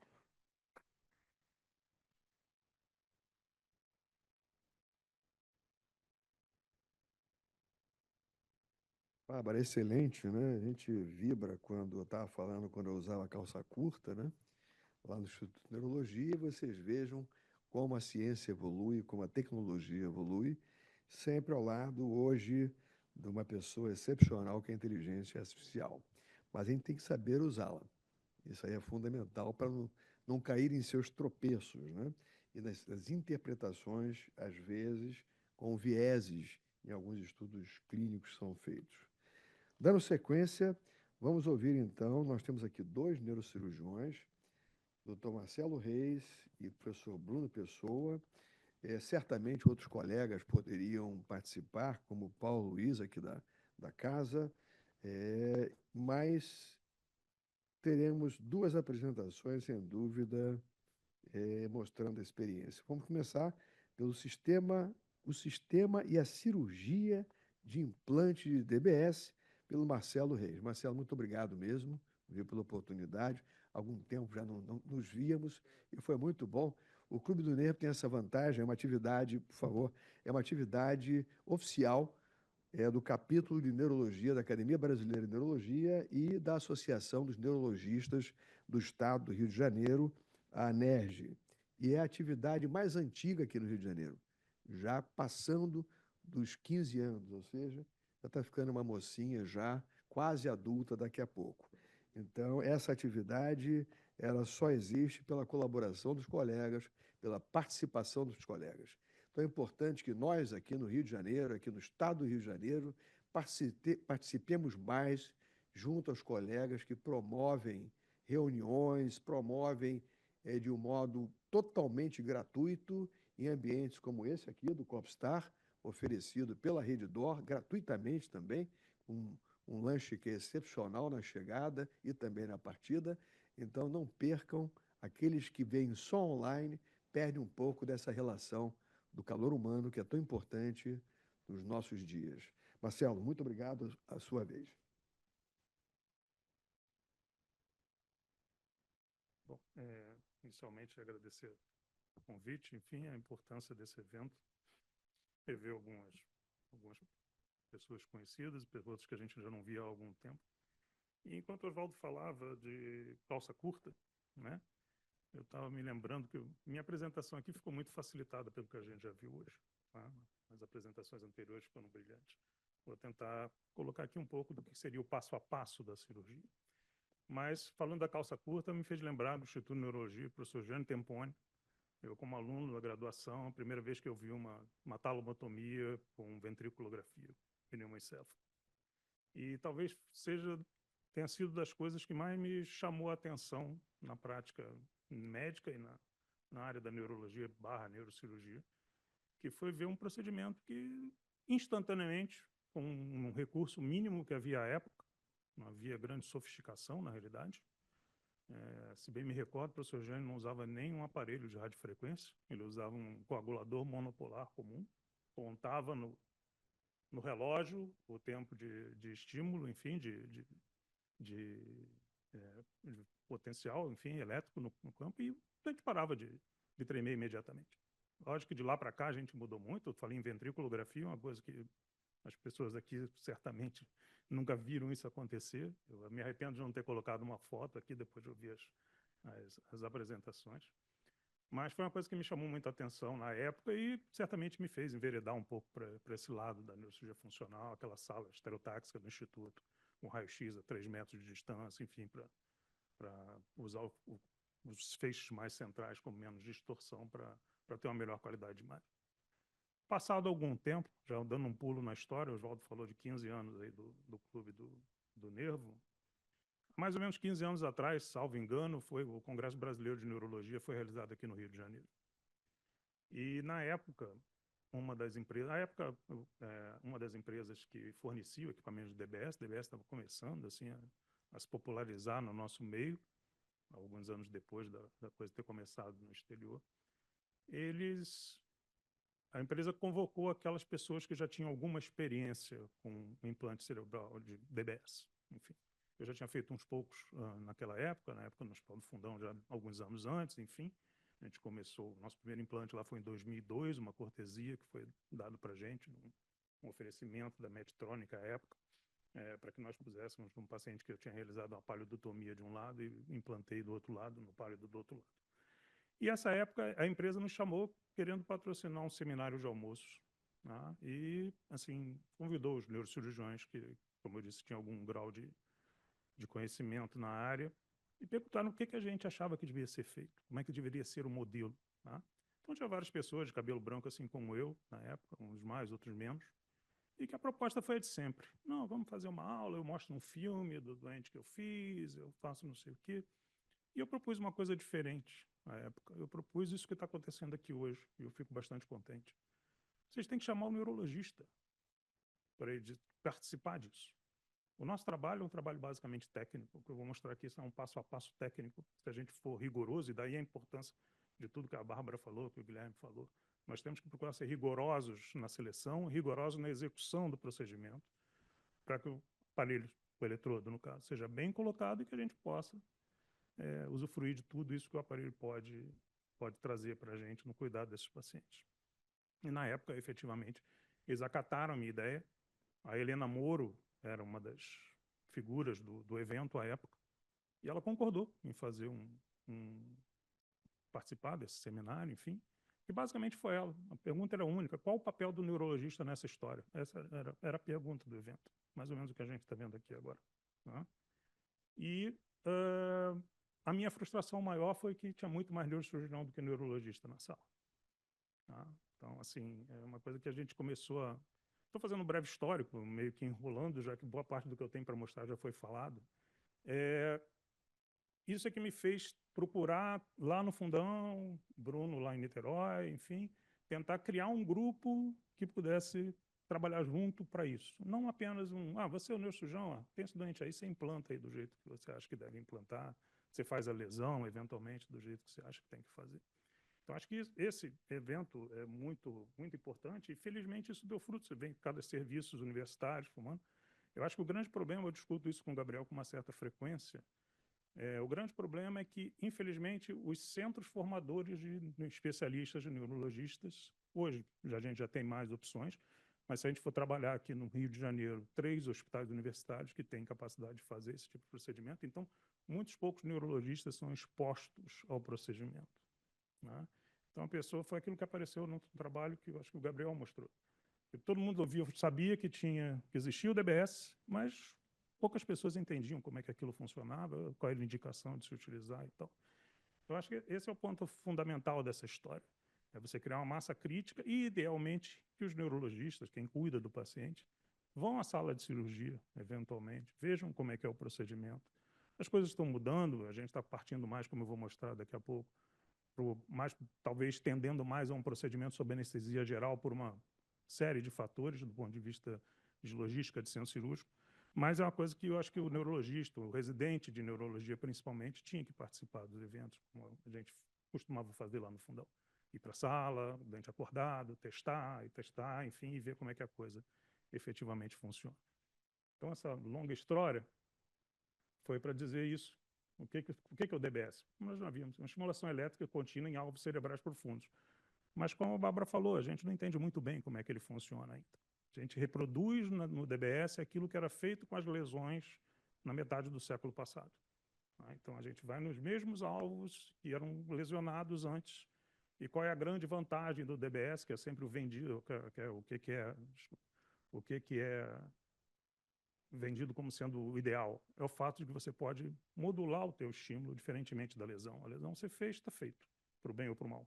Né? O DBS tem essa grande vantagem de você, se não der certo, você desliga, eventualmente você observa que a tua posição não está adequada, você reposiciona, mas isso não acontece com a lesão. E aproveitando o gancho da história do Raifu, que está sendo colocado aqui, o Raifu é uma volta à lesão, nada mais do que isso. Tá? Se a gente for pensar em técnicas ablativas, né, mudando um pouco o mote do evento, radiofrequência, que foi como uma coisa, enfim, mais começou, digamos assim, DBS veio depois, você tem radiocirurgia, no mesmo alvo, no caso, basicamente talomotomia por radiocirurgia, e agora a ultrassom focal. Desses dois, eu trabalho com radiocirurgia, tá? Eu não gosto, não me agrada a ideia de radiocirurgia para tremor. Tá? Lógico, tem indicações, especialíssimas, mas é uma lesão que diferentemente da lesão por radiofrequência, eu não tenho nenhuma testagem neurofisiológica no procedimento. E o pior, radiocirurgia, a gente não tem uma ideia real de como o paciente vai reagir à lesão por radiação. Então, você pode ter catástrofes, na realidade, dependendo do grau de resposta que o paciente tenha à radiação. O Raifu tem uma vantagem, porque você faz uma lesão teste, aumenta a temperatura, enfim, tem uma série de dificuldades que a gente pode discutir depois, mas é uma volta à lesão, tá? Uma volta à lesão. Você perde muito disso tudo que a gente está falando, né? De estudos de neurofisiologia, de como é que a circuitaria funciona, etc. Mas, se você for colocar qual é o nosso objetivo, é o paciente parar de tremer, digamos assim, você vai atingir esse objetivo também.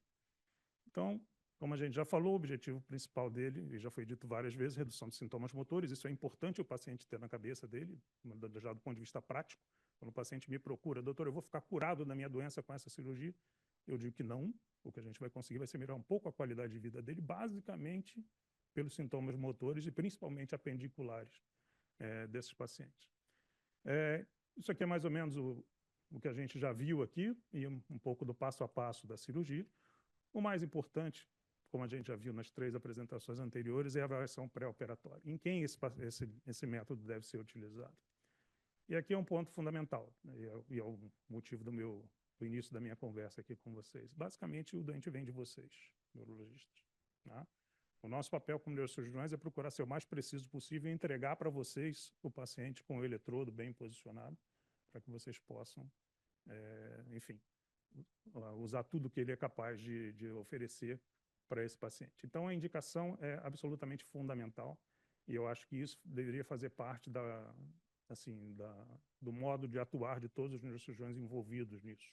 A gente entende um pouco da doença, a gente acaba aprendendo por osmose praticamente, mas a gente não entende nuances da doença como vocês entendem. Na nossa parte, a avaliação pré-operatória, idade já foi mencionado aqui, eu já tenho alguns anos aí de medicina e as idades foram aumentando. 60% era uma idade que você não operava mais ninguém. Hoje em dia você vai empurrando a idade de acordo com a qualidade do paciente. Por que idade? Basicamente porque, eventualmente, você vai operar um paciente extremamente idoso que vai aproveitar pouco tempo de uma cirurgia que tem os seus riscos, não é uma cirurgia isenta de risco. Mas eu passei por uma situação que era uma senhora de 88 anos com doença de Parkinson que me veio encaminhada para ser operada. Não sei se ela acabou sendo operada, mas eu comecei o discurso da idade. Não sei o quê. Não, a senhora tem muitos anos, a gente tem que pensar, a senhora não vai... Ela virou, doutor, minha mãe morreu com 110 anos, 112 anos. Aí eu falei, a senhora tem um ponto. Isso a senhora tem um ponto. Né? E como a maioria dos pacientes que a gente recebe para operar, habitualmente são pacientes que, afora a doença de Parkinson, não tem outra doença clínica que impeça a cirurgia. Isso é uma coisa que a gente vê com muita frequência. Então, isso é uma coisa importante. Risco operatório adequado para a cirurgia, né? Enfim, capacidade cognitiva já foi mencionado aqui. Isso aqui talvez seja o tempo maior da consulta, alinhar expectativas e risco-benefício do procedimento, né? A capacidade para algumas situações, como a gente vai ver, de o paciente suportar ou não um procedimento acordado. Tem pacientes que não conseguem conviver com a ideia de que vão estar acordados com alguém mexendo no cérebro deles, tá? Por mais vantagens que isso possa ter, principalmente em cirurgias que eventualmente se prolongam muito. Né? A cirurgia do implante, dependendo da rapidez com que você conseguir encontrar um alvo adequado, dura em torno de 4, 5 horas, 6 horas às vezes. Isso aqui já foi mencionado, uma coisa importante, se o paciente tem capacidade de lidar com o sistema de neuroestimulação, se ele tem suporte social e intelectual para lidar com isso. Uma coisa importante que hoje em dia está diminuindo com o avanço dos equipamentos, como a Bárbara mencionou, que é a necessidade do paciente eventualmente ser submetido a uma ressonância magnética depois do implante. Eu tenho pacientes, pelo menos eu me lembro de mas não era exatamente o DBS, e sim um estimulador medular para dor, que simplesmente não podia mais fazer ressonância porque era um aparelho antigo e ela precisava investigar uma doença ou outra de outra natureza. Então, isso é outra coisa que a gente tem que levar em consideração para esses pacientes. E muito importante, aí daí vem a história, talvez o nosso primeiro passo enquanto neurocirurgiões, a anatomia do cérebro do paciente, se ela é passível de ser submetida à cirurgia. Então, como mencionei, eu falei do professor Gianni com a ventriculografia, então a história é comprida, do meados do século, enfim, passado, e nós chegamos hoje à ressonância magnética. Neurocirurgia funcional, além de fisiologia, é imagem. Né? Então, você tem que ter imagem de boa qualidade para poder fazer um planejamento cirúrgico adequado. Então, a ressonância magnética hoje é o padrão, idealmente no eletrodo de 3 Tesla, Importante lembrar que muitos desses pacientes precisam fazer a ressonância sob sedação, porque às vezes são muito tremulantes, você deteriora a imagem e você com isso não tem uma análise anatômica adequada. Isso é um ponto importante, salvo engano, no Rio, o único local que talvez esteja fazendo ressonância de 3 telas, posso estar enganado, com sedação é aqui no Popstar. A maioria dos locais que fazem com sedação, que restringiram muito os locais por conta do risco anestésico, são aparelhos de 1,5 Tesla. Então, muitas sequências foram testadas, foram pensadas. Eu, na minha prática atual, parou de passar aqui. Eu costumo usar essas sequências aqui. O T1 3D, basicamente para anatomia, que vocês veem aqui, uma sequência T1 normal, ajuda a gente a ver comissuras bem vistas, isso pode ser auxiliado até num T2, se você tiver alguma dificuldade, mas primariamente um T1. O FGATIR é uma sequência que eu tenho utilizado mais recentemente, com muito mais frequência, porque eu consegui convencer alguns radiologistas amigos a incluírem nos protocolos das suas clínicas. Tem uma grande valia quando você está pensando em globo pálido, funciona bem também para subtálamo, sem dúvida nenhuma. Para subtálamo, o SWI ou T2 Eco é uma grande sequência e é importante, eu acho importante, você ter uma ressonância venosa para o seu planejamento de trajetória. Tá? Então, seriam essas as sequências que eu basicamente utilizo no meu dia a dia. E, como a Bárbara mostrou, esperando por isso. Ressonâncias de 7 Tesla para visualização direta e a gente poder escolher melhor ainda os nossos alvos. Bárbara falou de tratografia. Tratografia é uma imagem que é reconstruída. Você tem muita qualidade, mas os algoritmos ainda estão em avanço, né? Acho que o grande avanço da tratografia para a gente, no caso do VIN, é o dentato rubitalâmico. Você conseguir ver a entradinha dele ali, que é um marcador para a posição do VIN, já que é um alvo que, por enquanto, a gente ainda não tem resolução para identificá-lo para visualização direta. A seleção do alvo, não vou perder tempo nisso, tá?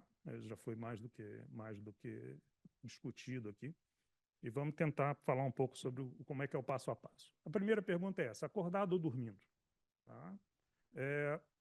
A grande vantagem do acordado é justamente você fazer a testagem neurofisiológica intraoperatória. Tá? Mas isso tem problemas. O paciente não tolera. Às vezes o paciente fica exausto durante o procedimento. Eu já tive pacientes que, quando eu fui passar para o outro lado, eu não sabia se o paciente tinha um AVC ou se ele estava cansado apenas, porque simplesmente parou de responder.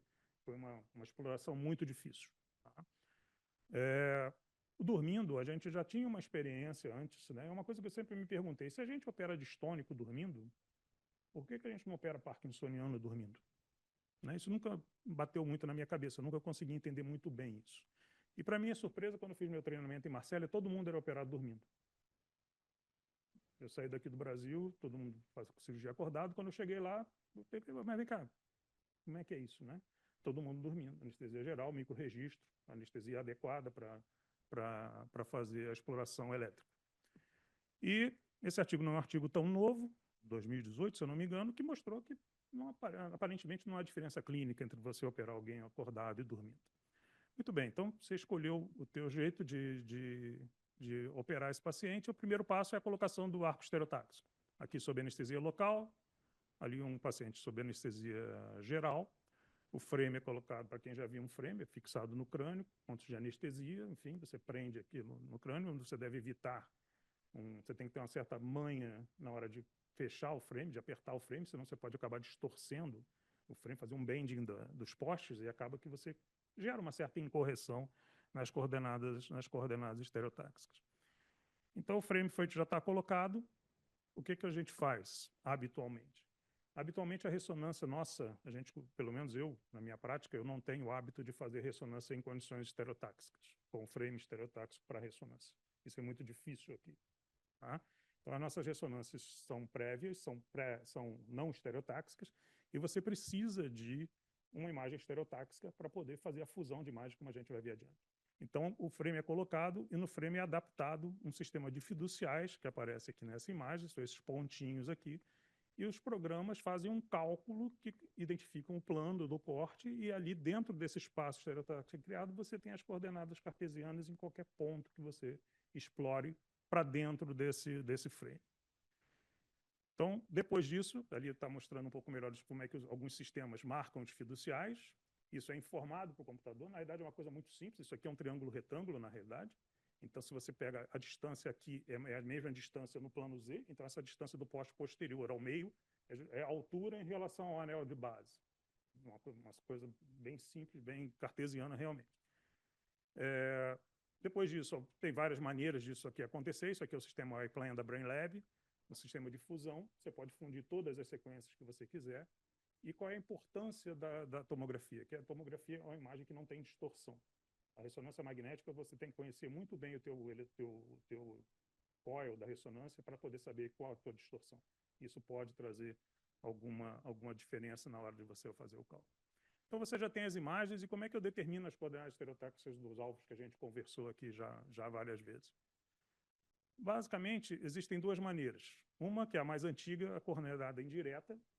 A estereotaxia nasceu de uma tentativa de passar de marcadores externos, que tentavam determinar, através de pontos craniométricos, as estruturas intracranianas, para um marcador interno no crânio.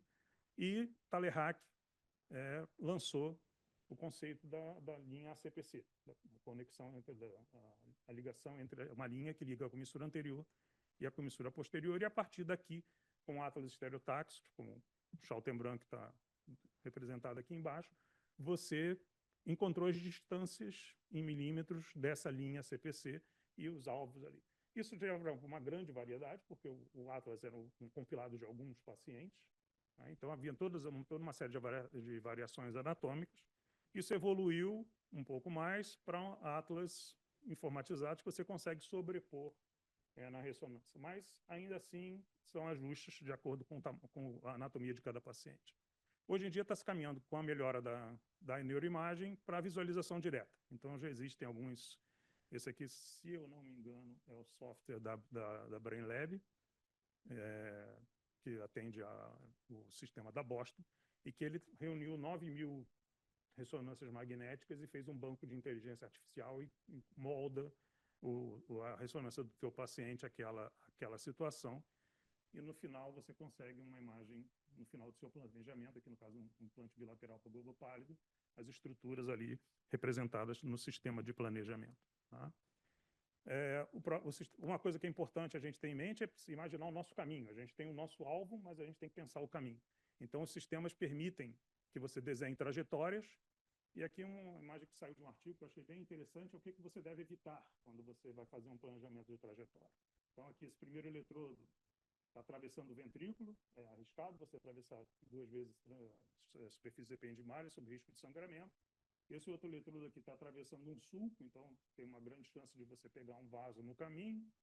Um outro ali, uma pequena veia cortical, então ele encontrou uma trajetória adequada, aparentemente, ou pelo menos tentativamente livre de algum risco anatômico no procedimento.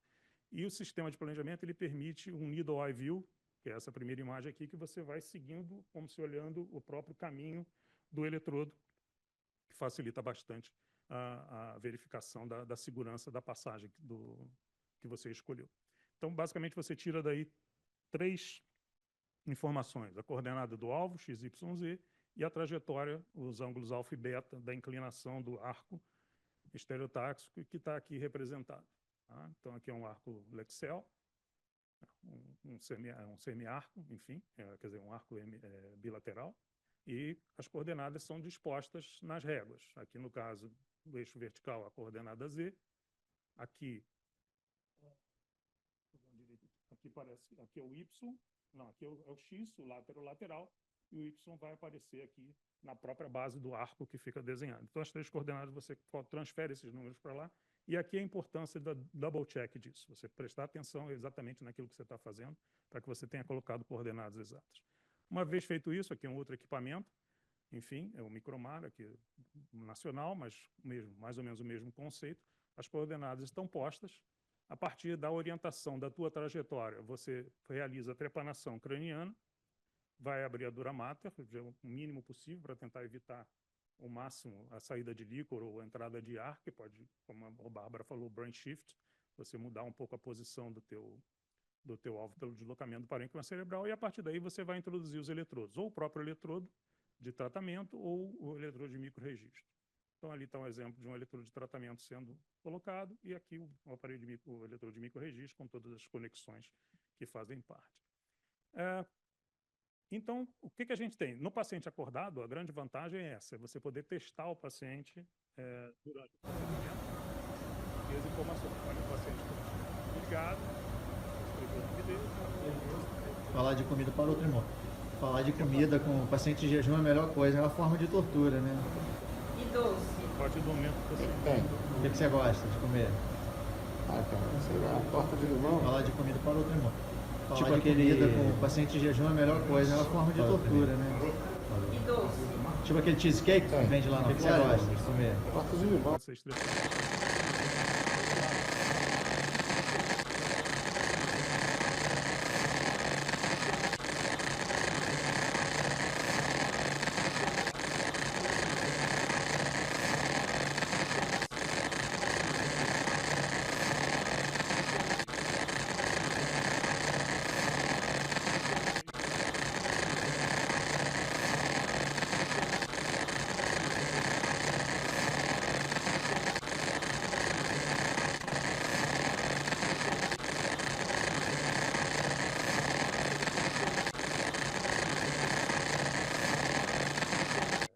Realmente é bem interessante. Aqui a gente não consegue 5 eletrodos de micro-registro como procedimento, quando consegue um já é uma grande vitória. Você chegou à conclusão que você está satisfeito com o teu alvo, você vai introduzir o eletrodo definitivo, está aqui ele montado no sistema, e você vai fazer uma primeira verificação estereotáxica de que a ponta do teu eletrodo está no lugar que você queria, no centro do seu alvo, do seu freio. Tá? Em seguida, você satisfeito, você vai usar um dos sistemas de fixação do eletrodo ao crânio, que é um dos exemplos dele, o cabo do eletrodo está saindo aqui, existe uma presilha aqui no meio que grampeia o eletrodo em posição. Existem várias maneiras de prender eletrodos, mini placas, acrílico, enfim, mas a recomendação da bula do fabricante é essa aí.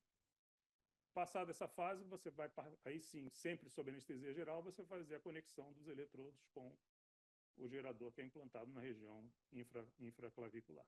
Tá? Depois disso, o paciente faz uma primeira tomografia de controle para ver se houve algum problema de sangramento e, como o Guilherme mencionou, tardiamente você faz uma nova tomografia, eventualmente uma ressonância, e faz um match daquilo que você programou com a posição que você tinha planejado para o seu eletrodo.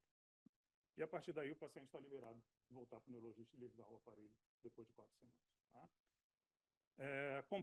Complicações existem, não são desprezíveis, 1,5% de hemorragia intracraniana para cada lado, infecção em torno de 3 a 10%, algumas complicações tipo convulsão, déficits transitórios no pós-operatório imediato, isso é descrito. Problemas com equipamento, migração de eletrodo, falha do sistema, quebra de eletrodos e extensões. Isso aqui é uma situação que a gente tem que prestar sempre atenção, principalmente em pacientes muito emagrecidos, que a possibilidade de erosão cutânea, tanto do sistema de fixação, quanto das conexões, quanto do próprio gerador no peito. E outras queixas menores de dor local e efeitos psiquiátricos adversos, nem sempre relacionados à estimulação, mas sim ao fato de ter sido operado. Aqui ficou um pouco sem sentido depois da aula da Bárbara, enfim, o que a gente tem disponível no mercado hoje, né? Geradores não recarregáveis, cuja única vantagem que eu consigo ver é o fato deles serem mais simples, o paciente não precisa se preocupar em parar para recarregar, tá? Mas a desvantagem, até do ponto de vista econômico, é que você vai trocar de gerador em determinado intervalo de tempo. Os geradores recarregáveis são aqueles que eu, pelo menos, tenho preferência, mas você tem essa dificuldade, às vezes, do paciente conseguir se adaptar a isso. Não vou perder meu tempo aqui discutindo eletrodo convencional versus eletrodo direcional, que já foi mais do que conversado aqui. Acho que está todo mundo já ciente dessa história. A única pesquisa que eu fiz recentemente foi por uma questão de o que está disponível no mercado hoje. A gente ainda, até onde eu sei, o Infinity recarregável vai ser lançado agora, nos próximos meses, pelo que me disseram. E o Percept, eu acho que o recarregável não está com previsão ainda, posso estar enganado. Mas o pessoal da Medtronic não me informou da disponibilidade. Esse filme aqui a gente já viu, Gabriel mostrou, é um paciente nosso lá do fundão, que a gente implantou no núcleo subtalâneo. Enfim, eu vou pular aqui por questão da hora. Obrigado.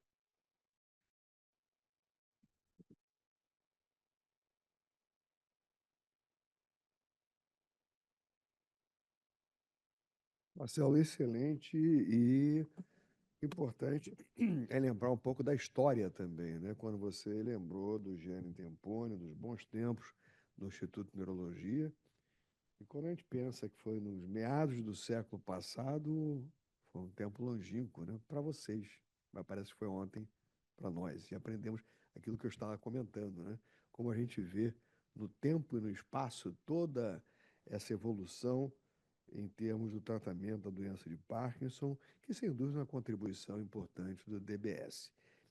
E, para finalizar, vamos ouvir o professor Bruno Pessoa, com experiência com acelerômetros e a inteligência artificial na avaliação de pacientes com DBS, que é algo da maior importância no segmento desses pacientes. Obrigado, Bruno. Você vai ter carona para voltar para Niterói, com certeza.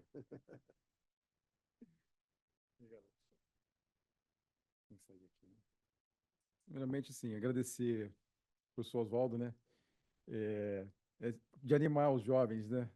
Ver o professor Oswaldo há tanto tempo, assim, com esse entusiasmo com as reuniões acadêmicas, né? De ver que fui aluno do professor Oswaldo na pós, né? Meu doutorado foi professor Oswaldo da Universidade Federal Fluminense. E uma coisa que me incomodava muito como residente, quer dizer, antes ainda do período da pós, foi a questão da falta de interação, né, dos cirurgiões com neurologistas. Isso é uma coisa que eu vi um pouco disso, dessa experiência lá fora, e como que a neurologia e a neurocirurgia elas sempre foram indissociáveis, né? E eu acho que até por uma questão, uma especialização muito grande da medicina, acabando que a neurologia e a neurocirurgia eles se separaram, mas a gente tem sempre que lembrar que a gente trata de doenças afins, doenças que são, a maior parte dos cenários são as doenças que compartilham os mesmos mecanismos. E hoje eu vou falar um pouquinho aqui da nossa experiência lá no HU, bem brevemente, sobre o que a gente tem feito com o acelerômetro e também com um sistema novo, para avaliar os pacientes que foram operados. Tá? E, na verdade, isso surgiu, essa curiosidade nossa, muito do nosso anseio de entender o que a gente estava fazendo na prática. Será que os nossos pacientes que estavam sendo operados, eles estavam sendo, tinham seus sintomas melhorados na prática? E será que há ou poderia haver uma ferramenta para quantificar isso, essa melhora dos pacientes? Então, foi com isso em mente que a gente resolveu começar esse projeto, que é um projeto, principalmente do acelerômetro, com um grupo lá da Federal de Uberlândia, com um grupo de bioengenharia, e que a gente vai mostrar um pouquinho aqui. Então, a gente vai falar bem brevemente das novas tecnologias, bem brevemente. A IA, não vou entrar em detalhes, isso é uma coisa que está muito explorada. Falar dos sensores, né? Não só dos sensores do acelerômetro, mas também um outro dispositivo, que é uma câmera, que a gente usa para avaliar a bradicinesia. E o acelerômetro propriamente dito, que é o do nosso projeto, que chama Trensing. E o que a gente imagina como direção e futuro, né? Então, assim, como é que a gente avalia os nossos doentes? Na prática, é sempre escala, né? Acho que não tem muito o que fugir disso, né? O PDRS é uma escala mundialmente utilizada e vai continuar sendo, não acredito que isso vai mudar durante o tempo. Obviamente, existe a questão de melhora ou não, que é muito subjetiva, que leva em consideração a opinião do paciente e também a sua, óbvio, a sua observação. Mas isso a gente tem que levar em conta que tanto a escala do PDRS como a opinião do paciente e a opinião do médico, o nome disso são opiniões e, portanto, subjetivas, né? Não há uma forma de você quantificar, muito embora a escala PDRS exista uma variabilidade muito pequena inter-observador, isso está muito claro, a literatura robusta mostra isso, mas ainda assim é um sistema de avaliação subjetiva. Óbvio que você, quando fala de avaliar a tua cirurgia, você tem hoje ressonância magnética funcional, que você pode utilizar tanto tatografia para saber onde você estimulou, também BOLD, você tem vários sistemas que você pode utilizar para isso, mas são sistemas que dependem de execução de um exame, são demorados, com um custo elevado. Também a avaliação do vídeo, né? Uma coisa que, com o advento dos smartphones, isso aí ficou muito mais fácil, você filmar para os pacientes, ter um banco registrar isso, um banco de dados do paciente, como ele é o paciente antes e após o procedimento, isso ainda é útil, né? E o eletrocefalograma, né? O eletrocefalograma, eu diria que é um método até voltando um pouquinho, minha tese de doutorado com o professor Oswaldo e o Bruno, que está aqui, me ajudou bastante também, foi em eletrofisiologia, e eu acho que o cirurgião, e o Marcelo bem mostrou aqui, o microregistro, né? O cirurgião que quer realmente fazer a coisa com acurácia, ele não pode abrir mão da questão da eletrofisiologia. E o eletrocefalograma ele ficou durante muito tempo, digamos, relegado à questão da epilepsia, né? E ao longo dos últimos, pelo menos o que a gente tem visto de trabalho aí dos últimos 5, 10 anos, o eletro ele tem voltado ao cenário para estudar outras doenças, né? Não só demência, né? Mas também doença de Parkinson, provavelmente a gente vai mostrar um pouquinho isso. E aí, obviamente, quando a gente fala de EG, uma evolução do EG, do eletrocefalograma, é o QEG, que é um eletrocefalograma quantitativo, e que ele usa na sua avaliação a inteligência artificial. A gente vai mostrar um pouquinho disso aqui. Os acelerômetros, obviamente, conforme eu já mencionei, e os sensores por imagem também são objetos do nosso projeto lá. Conforme eu falei, o MDS PDRS ele ainda é útil, é padrão ouro e vai continuar sendo. Só que existe uma questão que, dependendo do momento que você executa essa escala, isso pode ter uma flutuação, muito embora ela seja padrão ouro, né, ela consome um tempo do paciente, em alguns cenários, se você for fazer a escala completa, isso, de certa forma, é cansativo para o paciente, e conforme eu falei, muito embora não haja uma diferença muito grande interobservador, existe de alguma forma. Então, isso nos levou a estudar um pouquinho mais sobre os acelerômetros e o uso de IA com o QEG. Conforme eu falei, a ressonância magnética funcional está aí, veio para ficar. Não vou dizer que não é um bom método, é sim, muito embora com custos elevados. E aí, qual a questão do IA? Quando a gente fala de IA, existe um conceito muito errôneo, né? Mesmo entre os médicos, que a IA vai substituir a ferramenta da realização do humano, né? De colocar a mão na massa. Não é bem isso o objetivo. Quando a gente vai para o cenário de avaliação de imagens, está muito claro que a IA tem feito facilitar processos, na verdade, e principalmente pegar um banco de dados e comparar os dados de uma certa doença num banco de dados específico para aquela doença e fazer isso de forma automatizada e de forma muito rápida, num cenário que é muito difícil de você conseguir fazer com as suas próprias mãos. E aí a gente, desde maio do ano passado, nós recebemos uma proposta de começar a estudar com um grupo da Coreia do Sul, um projeto no sistema chamado iMedSync. É um capacete com eletrodos, 19 eletrodos, eletrodo seco, sem presença de gel, que pode ser feito ambulatorialmente, em condições rápidas. Com 5 minutos, você faz a fase do exame, que você registra as variáveis do eletrocefalograma propriamente dito. Com mais 5 minutos, você processa aquele sinal através de uma nuvem que tem um processador muito rápido. E isso pode ser feito com análise em nuvem, aqueles registros que você faz daquele paciente em particular, aqui no nosso caso, doente Parkinson, os dados do paciente em particular são comparados com esse banco de dados e te retornam com mais 5 minutos. Ou seja, com 10 minutos você consegue fazer um exame no paciente ambulatorialmente, até na residência do paciente, de forma muito mais rápida e conforme muitos estudos, muitos trabalhos mostram, com uma eficácia bem próxima do exame funcional no que diz respeito de te mostrar o que está acontecendo do ponto de vista eletrofisiológico. Isso tem sido utilizado não só para demência, déficit cognitivo leve, mas também para depressão, síndrome de estresse pós-traumático e o nosso objetivo aqui é doença de Parkinson. Aqui só um caso nosso, mostrando o que a gente fez, né, o que nós estamos tentando fazer lá no HU, que é tentar mostrar até que ponto o nosso DBS está sendo eficaz, correlacionando isso com o escala de PDRS, obviamente. Então, aqui na esquerda, a gente vê um paciente com um DBS desligado, um pico de onda beta bem maciço, né? O Guilherme já comentou a respeito disso, né? A gente sabe que quando a beta, em excesso ela é ruim, em falta também ela é ruim. Então, a gente vê bem claramente que o DBS desligado, a gente tem um excesso de onda beta aqui nessa região, motor sensitiva, lado direito, e quando você liga o DBS, esse excesso de beta some nessa região. Ou seja, na verdade é uma prova de conceito de que está estimulando, está tendo um benefício do paciente. A gente vê isso na clínica, vê com o PDRS, e ao mesmo tempo, do ponto de vista eletrofisiológico, você vê que tem uma diminuição de onda beta. Aqui nesse caso, o que é na escala, o que é azul escuro é diminuição, o que é o rosa, o vermelho é aumento. Então a gente vê claramente que a gente consegue pegar uma região aqui com excesso de beta e colocar essa região com beta em níveis normais. Então, esse era o nosso objetivo. Não somente isso, esse mesmo sistema, que é esse capacete que eu me referi, ele tem uma espécie de conectômetro, né? Você consegue, através das áreas do mapa de Brodmann, saber se a sua conexão ela vai estar aumentada, no caso aqui em vermelho, ou diminuída em azul, né? E nesse caso, a gente viu que estava aumentada a conexão na frequência beta 2, em particular, e aí quando você liga o DBS, essa conexão, essa hiperconexão, na verdade, ela diminui. Quando a gente vê aqui que não tem os tracinhos, é sinal que a conexão está normal. Então, mais uma prova de que não só a frequência beta diminuiu, né, conforme no slide anterior a gente mostrou, né, aqui, mas também que as conexões que estavam aumentadas em beta também foram diminuídas depois que a gente liga o DBS. Um fenômeno bem interessante, embora não completamente entendido, diz respeito ao pico de onda alfa occipital desse paciente também. A gente vê, embora isso aqui não seja específico de doença de Parkinson, né, a gente vai ver isso aqui em paciente com quadro demencial, também alteração na questão do pico de onda alfa.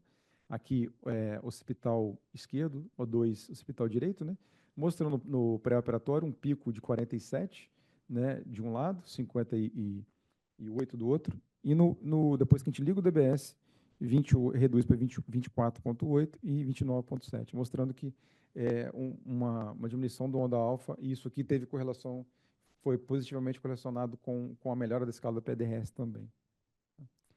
E a gente resolveu, além disso, num projeto cujo aluno meu de iniciação científica, ele era matemático, então nós desenvolvemos uma ideia de tentar avaliar bradicinesia, que é uma coisa difícil você conseguir estudar com acelerômetro, a tua avaliação muito imprecisa, né? Talvez só o eletroneuro, o Bruno pode comentar isso depois, tem uma capacidade melhor do que o acelerômetro de ver isso, mas baseado em imagem com celular, esse meu aluno ele conseguiu desenvolver um software programável em Python e conseguir ver através desses pontos, né, que seriam os key points aqui, das diversas fases locais da mão do paciente, né? E com isso, esses key points, né, o próprio sistema, a câmera do celular, ela consegue enxergar esses key points como frames, né, e transformar isso em linguagem Python, você conseguir fazer essa avaliação em termos de velocidade de execução do movimento. Então, como mostrado aqui, por exemplo, né, a gente consegue ver aqui no eixo Y, esse primeiro quadro aqui, né, a amplitude do meu movimento. Aqui, no caso, eu não testei DBS, aqui é só uma prova de conceito. Isso aqui ainda está... Esse projeto ele deu uma parada, porque o aluno formou e eu demorei para conseguir depois um outro engenheiro para nos ajudar no processo. Mas a ideia aqui é entender como que a gente conseguiria ver a diminuição a melhora da bradicinesia através de um sistema que é um sistema portátil com a câmera de celular. Então, qualquer câmera de celular hoje em dia consegue fazer isso. E o que a gente viu na prática foi isso aqui, tá? Onde esse MWW aqui seria a amplitude do nosso movimento, né? E nós dividimos aqui, isso aqui é um paciente só que nós fizemos, na verdade nós temos 3 pacientes, que eu estou mostrando só um, em que fizemos 4 etapas. A primeira etapa, em que não houve uma diferença do DBS ligado em azul para desligado, a gente vê que não há uma diferença estatisticamente significativa aqui, que foi a pronação e supinação. Mas todas as outras etapas, prova dedo nariz, finger tapping e abrir e fechar as mãos, houve uma diferença significativa aqui no que diz respeito ao on e off. Isso tudo com esse sistema que foi bolado lá pelo nosso aluno. Isso teve uma correlação positiva com a escala de PDRS, onde uma parte das variáveis ficaram aqui nesse intervalo, que é considerado aceitável o nível de significância. Aqui um outro projeto que eu me referi, que é um projeto que a gente tem feito desde 2018 com um grupo lá de Uberlândia. É um sistema de uma luva vestível, você consegue colocar no paciente. Isso aqui já evoluiu bastante, já não temos, não vão ter mais agora a questão do fio, vai ser Bluetooth, a nova etapa da execução. E aí a gente consegue registrar o tremor do paciente. Tá pequena a imagem aqui, não talvez dê para ver, mas em vermelho, amarelo e branco, que corresponde, na verdade, o giroscópio, né, que são as 3 etapas do nosso sistema de avaliação. O giroscópio consegue ver a velocidade angular do movimento, o acelerômetro, que vê a velocidade linear do movimento, e o magnetômetro, que consegue ver a velocidade do seu movimento, ou do corpo do paciente, em direção ao eixo do planeta. Então, cada uma dessas 3 variáveis aqui tem x, y, z, né, nos moldes da estereotaxia, né, em que a gente consegue, como são 2 canais, um a gente coloca aqui na altura do metacarpo e o outro aqui no antebraço. Então, a gente consegue ver a amplitude do nosso tremor de uma forma bem significativa, sabendo, inclusive, em qual eixo que o DBS está tendo um efeito melhor. Isso está publicado, né? A gente já publicou em alguns artigos, algumas revistas, e especificamente até palidotomia também, fizemos alguns casos lá. Os slides estão fora de ordem, mas mostrando, por exemplo, aqui, que quando a gente avaliou o paciente com os pacientes com bradicinesia, o que a gente conseguiu observar aqui? O vermelho DBS ligado, né? DBS ligado está aqui em vermelho, o preto DBS desligado. O que aconteceu aqui? Quando a gente liga o DBS, a gente aumenta tanto a amplitude do movimento, quanto também a precocidade na execução do movimento. Ou seja, meu movimento está mais rápido e a amplitude do movimento está maior. Mostrando com esse sistema que a gente consegue, de forma quantificar isso aqui. Então, isso aqui está quantificado em termos de números. Eu consigo ver em percentual quanto que eu melhorei da sintomatologia do meu paciente. Óbvio que os desafios são muitos variados a serem estudados, e a gente entra naquela questão do Big Data, né? O que a gente vai fazer com esses dados do ponto de vista prático, até que ponto isso aí para a gente é útil na clínica, né? Isso tem custo, né? O sistema Trensen, por exemplo, que é aquele que eu mostrei da luva, o custo foi baixíssimo, que é um acelerômetro, né? E um software que foi desenvolvido pelo grupo lá da Federal de Bernardes. Mas como é que você vai reproduzir isso na tua clínica, tendo em vista que existem outras coisas que você tem que avaliar no paciente no dia a dia, né? Óbvio que quantidade que você tem, riqueza de informação, isso você pode criar para você uma questão de atenção, né? E de saber julgar o que na verdade é relevante e o que não é relevante, né? Mas para a gente está muito claro que você ter uma ferramenta que você possa avaliar isso, principalmente num contexto acadêmico, né? Acho que no contexto clínico, dia a dia, isso ainda é um pouco difícil.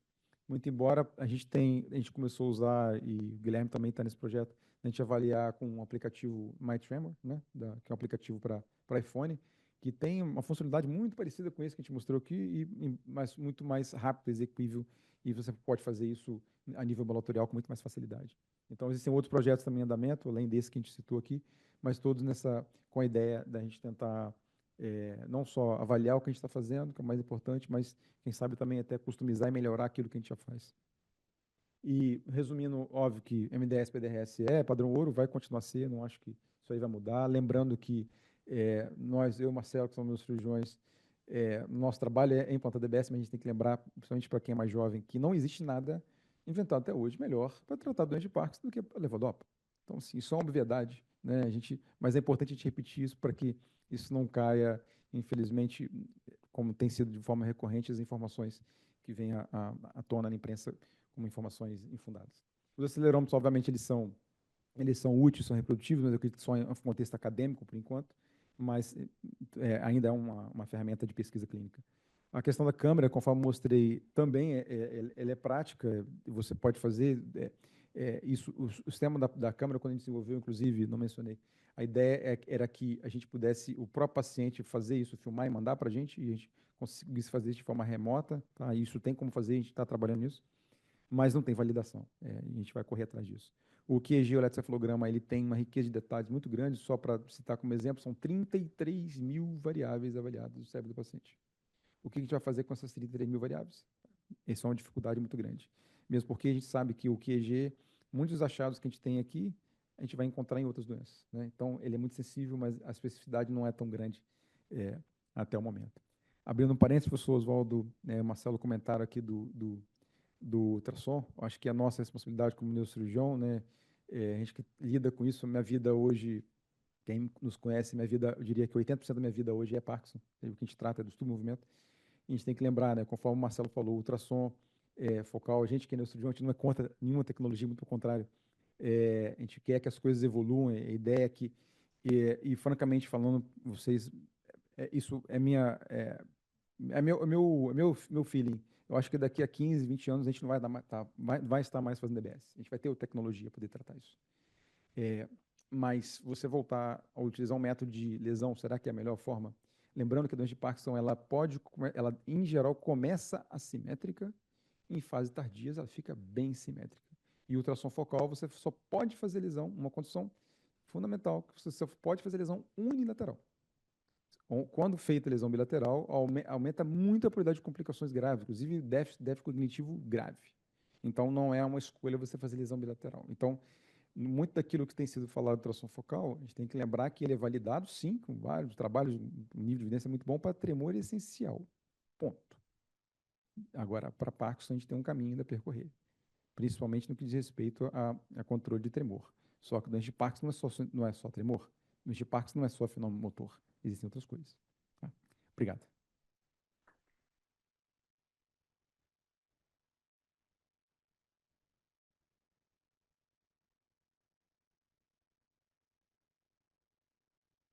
Uma grata satisfação realmente poder dizer aqui para todos, né, o quanto a gente produziu, inclusive publicando, né?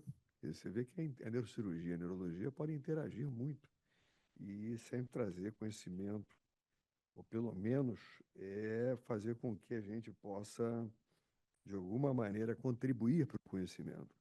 E vejam que hoje tivemos um exemplo, já aqui considerado, da importância da interação, da integração dos serviços, a UFRJ, a UF, a UERJ, enfim, isso nos deixa assim, muito felizes em termos do objetivo que tem a ANERJ, a Associação de Neurologia do Rio de Janeiro, e a BNRJ, o capítulo do Rio de Janeiro da Academia Brasileira de Neurologia, em prestigiar essas nossas reuniões aqui do Clube do Nervo. Eu gostaria de hoje dedicar a essa edição a um professor de grande importância na nossa neurologia, recentemente desaparecido, grande amigo de várias de nossas escolas, o professor Ronaldo Lauria. Uma pessoa fora de série, não só como na interação com os seus pacientes, com os seus colegas, mas como também como gestor e grande mestre da neuriatria, da neurologia. Então, essa reunião hoje fica a ele dedicada. Agradecer também na figura do nosso amigo e colega João Pantoja por nos receber aqui sempre no Centro de Estudos do Copstar, graciosamente, como eu já referi, prestigiando essa atividade da Associação de Neurologia do Rio de Janeiro. Outra questão a ser considerada também é a questão de nós termos a oportunidade, nessa integração, nessa interação, da participação dos nossos colegas online. Mas devo dizer a vocês que ao vivo e a cores é bem melhor. Nós precisamos da interação entre as pessoas. Isso recentemente, no Congresso da Academia Americana, foi algo assim, uma experiência muito interessante, e certamente no congresso que teremos esse ano da BNRJ, aqui no Rio de Janeiro, e também em 2026, de 7 a 10 de outubro, o Congresso Brasileiro de Neurologia, nós teremos uma interação muito grande, um network muito grande de diferentes especialidades junto com os neurologistas. Afinal de contas, a neurologia é uma especialidade da clínica médica e é importante os procedimentos cirúrgicos em termos dessa aproximação, como nós mostramos hoje aqui. Essa sessão com as outras, essa edição, elas ficam gravadas no YouTube e poderão ser acompanhadas depois. E eu gostaria, no tempo não nos permite mais as perguntas, mas eu gostaria de ler aqui o que o professor Marcelo Bezerra, muito obrigado, Marcelo, por nos prestigiar, ele escreveu. Caro Osvaldo, parabéns pelo brilhante simpósio que organizou junto com o Gabriel. Vejo com alegria esta tecnologia DBS ser aplicada em nossas universidades e com muita competência por nossos jovens colegas, como nós vimos hoje aqui. Estou de férias fora do Brasil, e isso já tem 1 hora que ele mandou, às 2 horas da manhã, razão pela qual, como tenho compromissos amanhã, não poderei ficar até o final, que eu havia considerado ele fazer alguns comentários. Perdoe-me por não ficar até o fim, mas deixo meus cumprimentos a todos os palestrantes e um forte abraço a todos. Exatamente esse é o espírito em que a interação, a integração entre as universidades, entre os serviços, os centros, enfim, que desenvolvem pesquisa no estado do Rio de Janeiro e neste Brasil afora, podem participar e fica o convite, inclusive, para colegas de outros estados que queiram sugerir sessões ou temas para as reuniões do Clube do Nervo. Eu agradeço a todos a participação, aqui os presentes e aqueles que estão em casa, e no próximo mês nós teremos mais uma edição, geralmente uma segunda-feira, às 19 horas, começando às 19h30, 19 horas aqui, porque realmente o coffee é muito bom, então não percam, no próximo mês, mais uma edição do Clube do Nervo. Uma boa noite para todos.